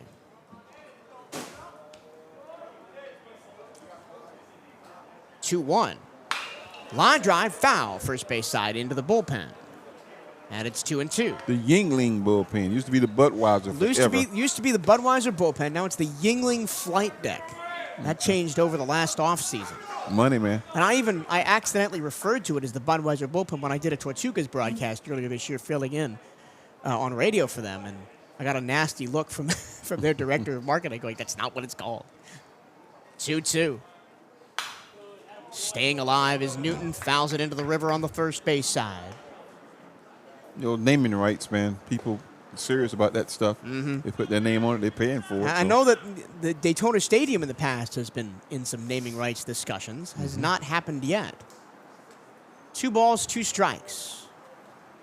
Will Smith bounces it to the plate off the chest protector of Smiley behind the dish, and it's 3-2. Jesus Venegas is on deck. He's 1 for 3 with a solo shot in the 5th. And I'll tell you what, with the wind blowing out to left center this whole weekend, balls have left the yard in a hurry. And at a faster rate than we are used to seeing. 3-2. Smith missed it. What an at-bat by Newton as he takes a walk. Leadoff man aboard for the maroon and gold. Here's Jesus Venegas. Newton's from Fort Pierce, huh? I believe so. He is. John Carroll High School transfer from Florida Gulf Coast, Armani Newton. And now, here's the junior from Weston, Florida, and the Tallahassee Community College transfer. Well, Jesus Venegas is not going to bat. Daniel Figueroa. Oh, no, Daniel Figueroa is going to pinch run at first. Now batting for the Wildcats, number 12, Jesus Venegas. So Figueroa's running at first? Yeah. And here is Venegas batting now. Figueroa has scored the winning run in both games as a pinch runner in the first 2 games of this series. First pitch to Jesus Venegas from Will Smith. Only 2 pitchers used in this game by Alabama State. Bartowski went 5 full, gave up 5. Smith came in the 6th and has sat down all but 1 Wildcat. Has been very effective in his 2 1/3 innings of work. That time a fastball at the knees, strike 1. I would not expect to see Jafet Martinez, their top relief arm, after we batted him around last night. The left-hander's down in the bullpen. 0-1 to Venegas, up and in. And Smiley behind the plate is very wise to the running ability of Daniel Figueroa. After every pitch, he's hopping up and looking for a potential steal. With no outs, I'm surprised Venegas hasn't tried to lay down a bunt here. Try and play some small ball, squeeze another run across, get some insurance. Maybe you see it right here. Wildcats lead at 5-4. The pitch, Venegas swing and a miss, and it's 1-2, and you won't see it now with 2 strikes. Definitely not. I mean, we already had 1 bunt, foul ball, strike 3 in the ball game. I can't see who that is in the bullpen. Alex Espelot did it back in the 4th inning for Alabama State. 1-2. Venegas trying to stay in the AB. Runner goes. Ball low. Ball pops out of the catcher's glove, and it's a stolen base for Figueroa. Just like a sacrifice. But it's better than a sacrifice because there's no out recorded, and Venegas gets to see another pitch. We'll see if they officially give that a steal or a wild pitch. They give it a steal, which I agree with. 2 balls, 2 strikes to Jesus Venegas. Wildcats up 5-4, looking for insurance here in the bottom of the 8th. 2-2. Venegas in the air, right center field. Long run for Smith and Douglas. That is going to drop and head to the wall. It'll hop over it for a ground rule double. He'll still score from second base, right? Scoring from second is Daniel Figueroa. He has 3 runs scored in 3 pinch running appearances in this series, and the Cats add an insurance run at 6-4. See, that pass ball caused that run. Yep. If he was still on first, he'd only be on third base. Yep. Crucial play there for the Cats to get that insurance run that you talked about. RBI ground rule double for Venegas. Now batting, number 44, Jose Fernandez. Now it's Jose Fernandez, the hero of Friday night. He got the walk-off single in the 9th to win it for the Cats, and then was good in the first game of the doubleheader as well. Fernandez, 2 for 4 with a walk and 2 RBI. And he's pretty much come out of nowhere, Fernandez. In the last couple of weeks, he's batting .386 on the season, just 57 at-bats. This is only his 11th start of the year, but he has been so massive this season. And now he faces Will Smith with Venegas on second and nobody out. Is he from Vermont? Bro. Fernandez? No. Ball gets away from the catcher. That's a wild pitch, and it moves Venegas to third, 90 feet away. It says Bolivar City, VE. Oh, Venezuela. Venezuela, excuse me. It's Española. Vermont would be VT. Okay, I knew it was VT, but I'm looking through the netting. I'm thinking that's an ERT. Ah, yeah, no, he's from Plus, Venezuela. Plus, I got an excuse. I got bad eyes. Well, even though I'm looking through binoculars. I mean, you went back and listened to my call last night.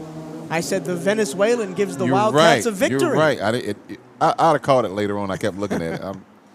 A ball and no strikes to Fernandez. He puts one in the air. Left center field and deep. That is gone!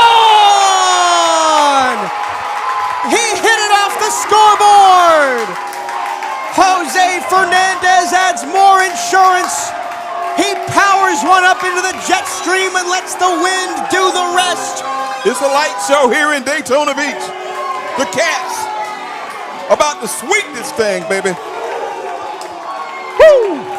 My goodness. A lot of booming tonight.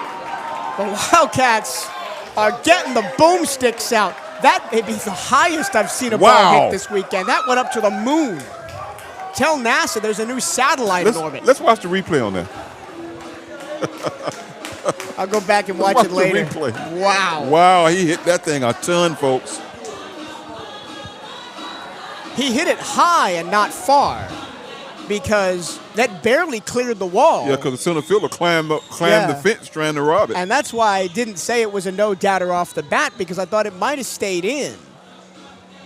But it just cleared the wall. 62 home runs on the year for the Wildcats. That's incredible. That's incredible. 8-4.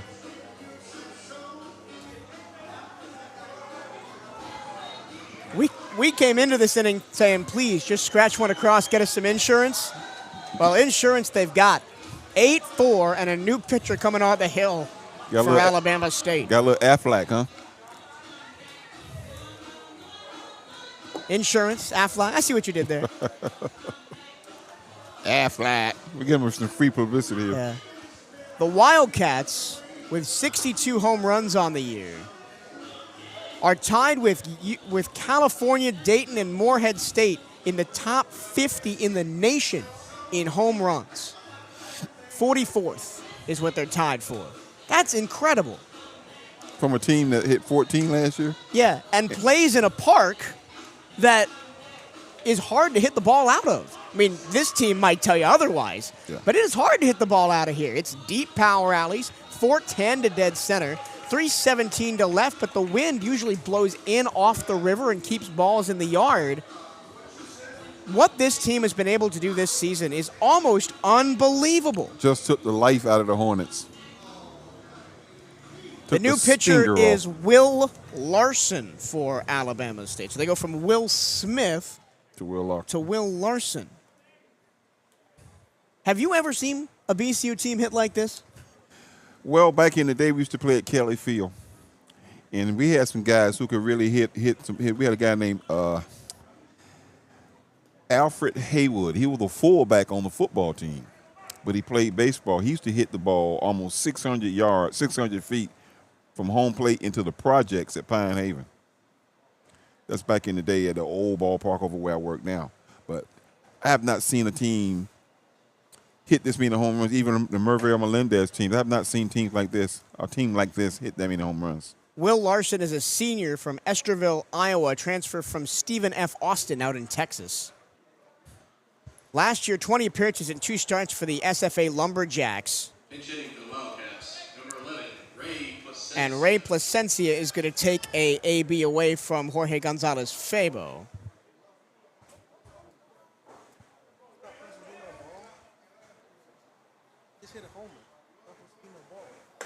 Swing and a miss by Placencia. They gave him the ball? No, it's a ball up there. He just hit a homer. The scoreboard didn't reset. It should be a ball and no strikes. Trying to figure out what the count is. It's 1-0 to Placencia from the new pitcher, Will Larson. I'll get you his numbers momentarily. That one down low. Should be 2-0. No, it's 1-1. The first pitch was a strike. Oh, okay. The scoreboard is wrong. Man. Yeah, the scoreboard is wrong. I'm waiting for the home plate umpire to put up his hands to tell what the count is. It says 2-1 on the scoreboard, so that's what we'll go with for now. Larson, the lefty, deals. Placencia in the air, shallow right center. That's carrying out towards the track and will be caught by Smith on the run as he took it away from Douglas. That's the How did he first do out of the that? inning. He came from center field, went in the right field, and caught that ball in front of the right fielder. Smith's got speed, man. Yeah, he struck out 3 times today, but if he gets on base, watch out. But the right fielder must have lost it. Now batting, Maybe. number 2, Jeter That's the Polito. first out of the inning, if you can believe it. Now here's Jeter Polito. Full numbers on Will Larson. He's got an 8.64 ERA, 8 1/3 innings pitched coming into today. He's allowed 9 runs on 6 hits, 8 earned, striking out 8 and walking 12. He's allowed no extra base hits, 1 wild pitch, 1 balk, and 2 hit by pitches fouled straight back by Polito. Polito on the day, 1 for 2 with an error. Reached on an error in the 4th, singled in the 2nd, struck out in the 6th. And that Polito single was an RBI single back in the 2nd to score Monty Newton. That was the first run of the day for Bethune-Cookman. Fastball, inside, strike 2. And Question. yeah, go When for was it. the last time you've done a Wildcat game when they haven't hit a home run?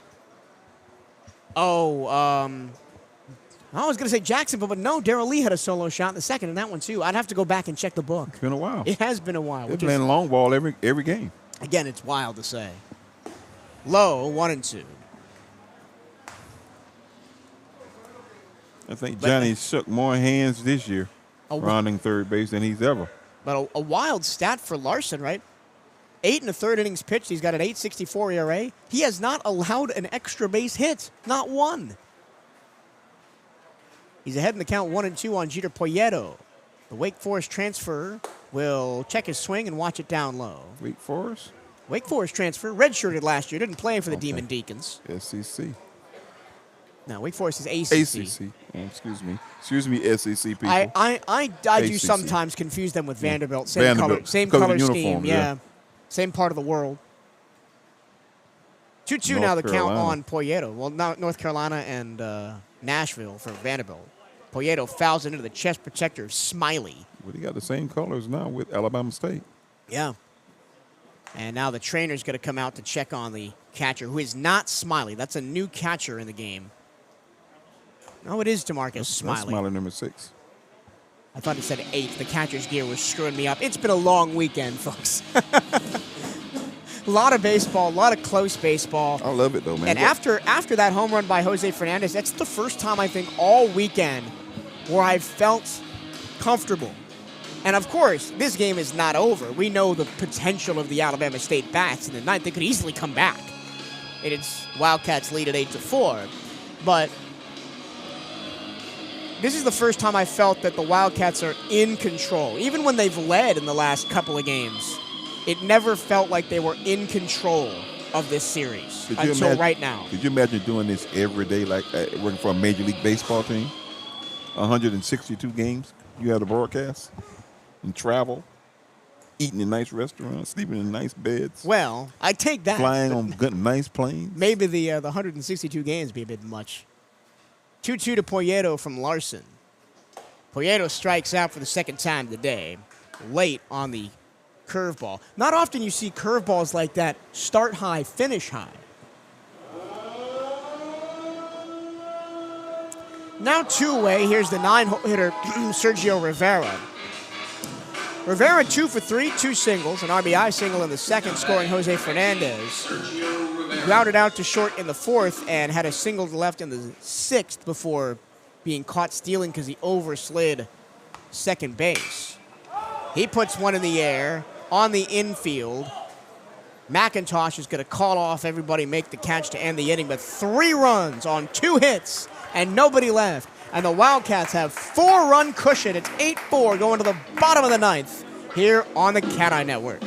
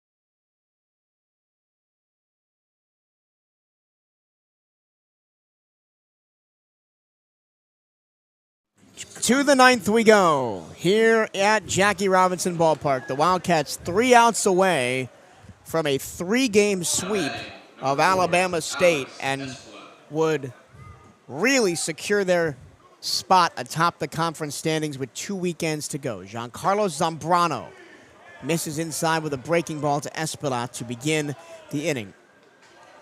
Espilat 0 for 3, fly out, strikeout, pop out in foul territory. Fastball strike. Zambrano on the season has a 3.22 ERA. Last night got the win in the first game of the series. Only threw 24 pitches in 1 inning of work, gave up a run on 2 hits. That eventually tied the game at 9, and the Wildcats walked it off 10-9. Off the end of the bat, down the first base line, long run for Martinez. He slides. Oh, I hope he didn't hurt himself on that low wall.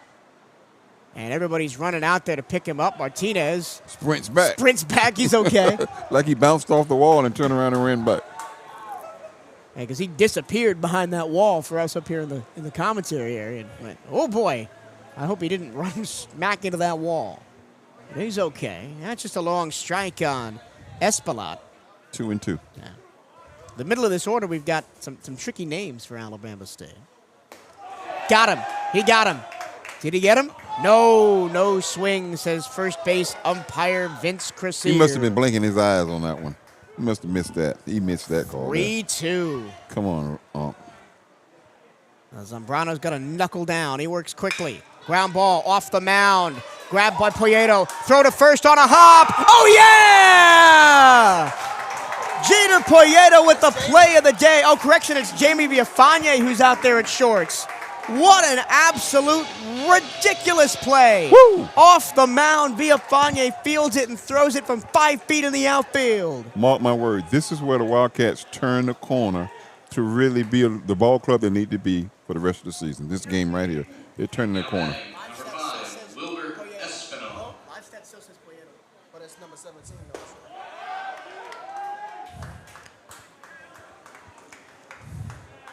Text Bryce that.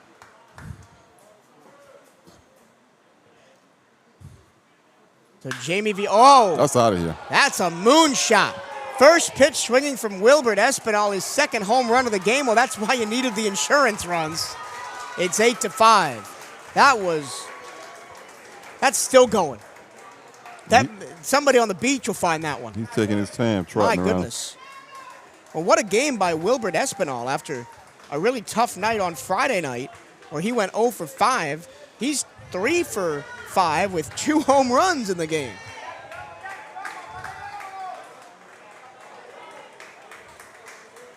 Now batting, number 6, DeMarcus Smiley. Boy, oh boy.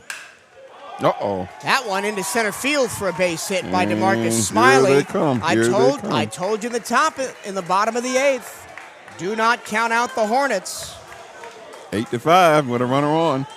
Johnny's going to get the bullpen going. Sanchez trying to. Zambrano has been rocky in his last couple of outings. Needs a ground ball DP right here. Jorge Bello. I'm behind on my scorecard. And pinch hitting for Kyler McIntosh is Jorge Bello.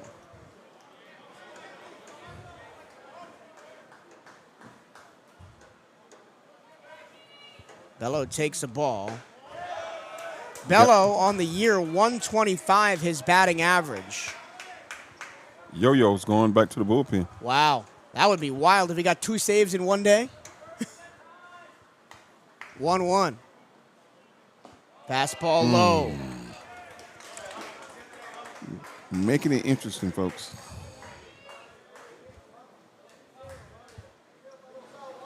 Jorge Bello, the pinch hitter for Alabama State. Swing and a miss. 2-2 ahead of the slider inside. 73 miles an hour. He took a lot off that pitch. 1 away in the inning on the brilliant play by Villafane at short to get Alex Espinal out at the top of the inning. Then Espinal homered and Smiley singled. And there's 2 away. Swing and a miss by Bello. And the Wildcats are 1 out away. And the batter should be Zaylen Smith, but they're going to pinch hit for him. 44. Smith struck out 3 times in the game. Devin Chandler. Devin Chandler, who played the first 2 games of this series. Pinch hitting for the Hornets, number 44, Devin Chandler. Devin Chandler in the first game of the doubleheader. 2 hits, a walk, and a run scored. You don't want to serve anything here. A fly out and a pop out. Fastball low and away. Wildcats 1 out away from a series sweep.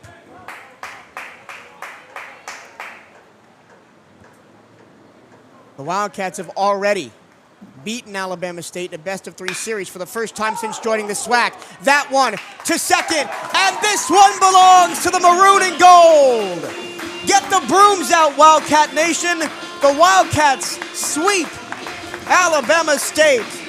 2 walk-offs and a big bottom 8 here in the second game of the doubleheader. What a win. What's up, baby?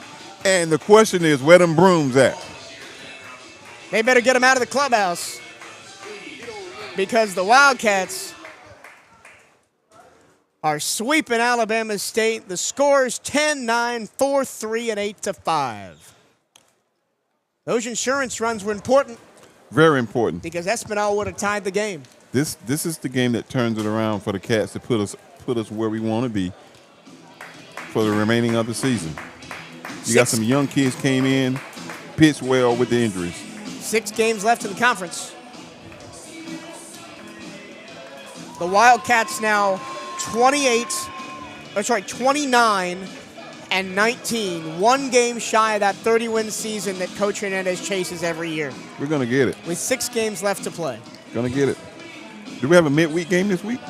We are at Stetson, but that game might be canceled, so stay tuned for our it's social. scheduled for Tuesday? Yeah, Tuesday It's going to night. rain Tuesday. Yeah, that's why I'm saying it might be canceled. The other thing we were talking about is the Wildcats may not want to play it because of the depth in the bullpen. Mm-hmm. Well, and give them extra days to rest for the road series against Grambling State. I wouldn't play it.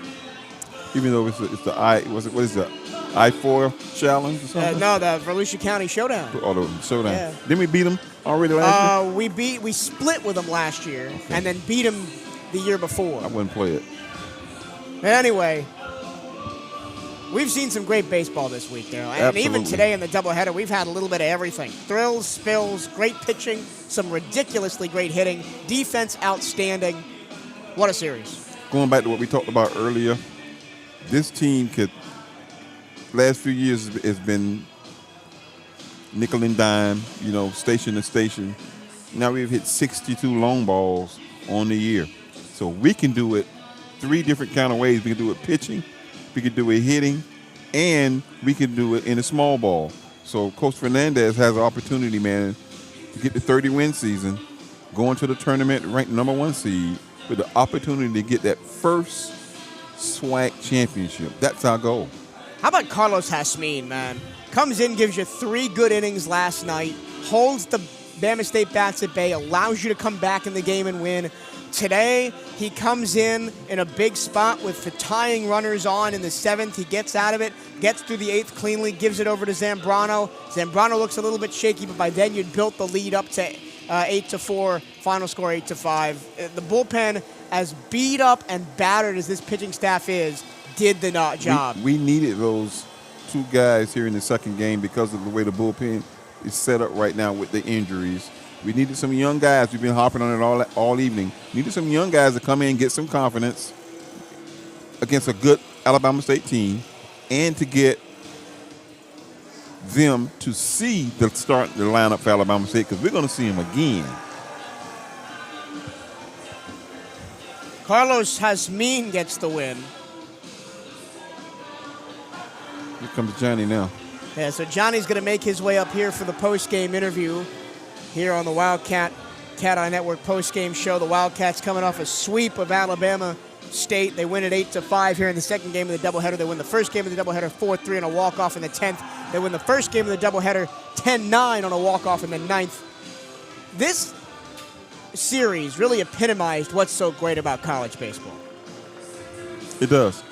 You got the 2 top teams in HBCU squaring off here in Daytona Beach, and the number 1 ranked HBCU in the nation in the big division, BCU Wildcats. They sweep Alabama State, who were ranked number 2.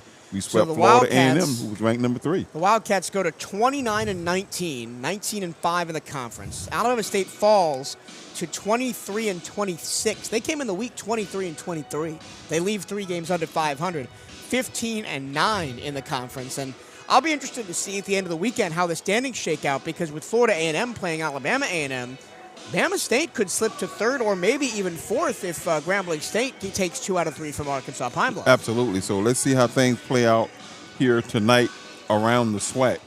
When I get home, I'm going to pull them up. Very important that the Cats continue to play well. Here comes Johnny. That's a song called "Here Comes Johnny." Here comes Johnny. Well, Johnny Hernandez is about to join us live on the CatEye Network post-game show. Big smile on his face. Sweating like he'd just been in a sauna, Coach Hernandez. But I told Daryl on the broadcast when we scored the 3 runs in the bottom of the 8th, I said, this is the first time all series that really I felt comfortable. That's just the kind of team that Alabama State is. Yeah, I mean, you saw it there too, right? In the top of the 9th, their guy hits, home run, right? But it's the insurance runs, right, that led us to be able to have some breathing room. And, again, nothing to take away. Alabama State's a good team, right? It's the top 2 teams in the conference this weekend. And, very fortunate, right, to come out on top. But for all the heat this year that the pitching staff has had, I think this weekend was a complete pitching staff from top to bottom with the adversity that we faced with Bocabello, with Gode, and then Edwin, we had to pull him out early and not knowing who was going to go game 3. Just the guys did their jobs this weekend to give us an opportunity to be on top. Every game in this series, you've had a pitcher come out of the bullpen that we didn't expect and just be nailed. Last night it was Hasmin. In the first game of the series, a couple of guys could have that. In the second game, it was Aaron Schaefer. And he just locked him down for 3 strong innings in the middle and kind of bridged you to the end of the game. Yeah, Schaef's got some good stuff. It's all about confidence and self-belief, right? And being aggressive, with his mechanics and just believing, that he's got good enough stuff to pitch at this level. So, as long as, the guys keep working, we got to keep working. There's some things, obviously, we got to clean up. I think today in the first game, we had too many 2-out walks. I think we had maybe 4 or 5 2-out walks. We got to clean that up because as you get further on in the season, you don't want those walks to bite you, where. The first thing that you said to me when we got to the ballpark today was we got to play clean baseball. You didn't really do that today. 5 errors across the 2 games, the 2 by Jeter in game 1. Impactful because it allowed a run to score. What are your thoughts on the defense this series? Again, it's just back to work, right? Back to the drawing board. We get an opportunity to rest up on Sunday and then right back to work on Monday.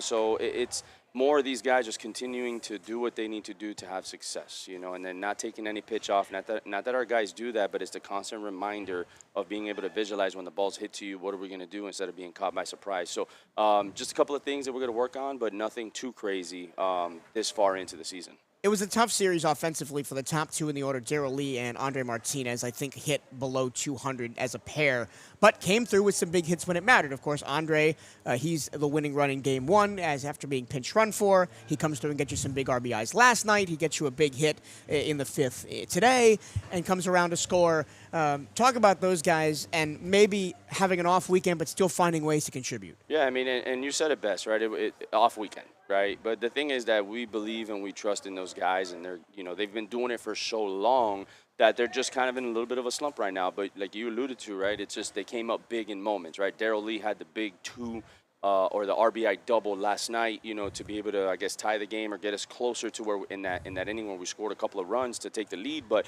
again, it's just sticking with the process. You fail 7 out of 10 times, you're considered a Hall of Famer, and how we're going to deal with the adversity and when things don't go our way. These guys are going to bounce back. This is such a resilient group of young men. Going to Grambling State next weekend. Obviously, I have a midweeker on Tuesday. Whether we may not play that game, who knows? But you look ahead to Grambling State, reigning champs, on the road at their place. Is there some lingering something in the back of your mind about what happened against Arkansas Pine Bluff last time we went on the road, or is this a completely fresh start? No, I think every opportunity that you come out, right, it's a fresh start, right? It's you put the past behind you, you just focus on the present, and all we can control is, right, our hustle and how we go about our business day in and day out. So, facing a good Grambling team, obviously the SWAC, reigning champions, but at the beginning of every year, the belt is no one owns the belt, right? So, what they did last year, all the success that they had, kudos to them, but this is a whole different ball club. They have a whole different ball club as well. So, looking forward to, take the Wildcats out to, Grambling, Louisiana, and continue in our quest of what we want at the end of the year. And every game that we're out there provides us an opportunity to get better, and that's what we're looking for these guys. Darrell, do you have something? Coach, you had an opportunity for some young guys to come in out of the bullpen and perform well here in the second game. You got some injuries in the pitching rotation. How happy are you to see those guys pitch well tonight?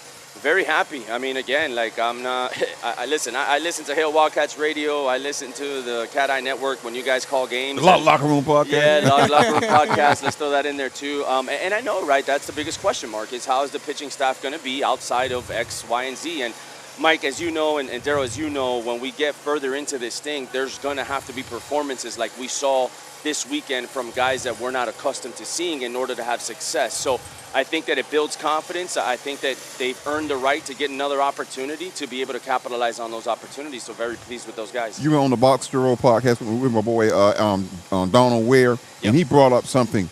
Did you know that this series tonight was the number 1 and number 2 team, not only in the state, in the SWAC, but in the nation? You rank number 1 in the nation right now. Yeah, going into it, right, you have a sneak preview, right, of who you're playing. And I know Alabama State's playing well. We've played well. And, it seems like every weekend it's 1-2, right? We had that with FAM. 2 weeks ago, UAPB, I mean, we slipped up and, we had a 2-game lead heading into this weekend. And, all we were worried about is just take it one day at a time, So kudos again, man. Like, Alabama State's a good team, man. I'm sure we'll see them down the road in Birmingham, Alabama, but just very pleased with the effort and how the guys played this weekend. Okay. Thank you, Coach. Thank you for your time. Congratulations on the sweep, and we'll see you for the home finale in 2 weeks. You got it. Hail Wildcats. Once again, your final score in game number 3 of this series. Bethune-Cookman 8 runs on 10 hits. They committed 2 errors and left 4 on base. For Alabama State, they scored 5 runs on 10 hits, committed no errors, and left 4 on base as well. The winning pitcher, Carlos Jasmin. The losing pitcher, Will Smith. Save goes to J.C. Zambrano. The Wildcats sweep the Alabama State Hornets. For Bryce Wojnowski, Daryl Natil, and our entire Wildcat crew here at Jackie Robinson Ballpark, thank you so much for your company today and all weekend long. We'll see you one more time in the regular season, not next weekend, but the weekend after, as the Wildcats welcome Texas Southern for their series finale. My name is Michael Trillo. Thank you for your company all weekend long. I'm going to go take a nap, and we'll see you next time.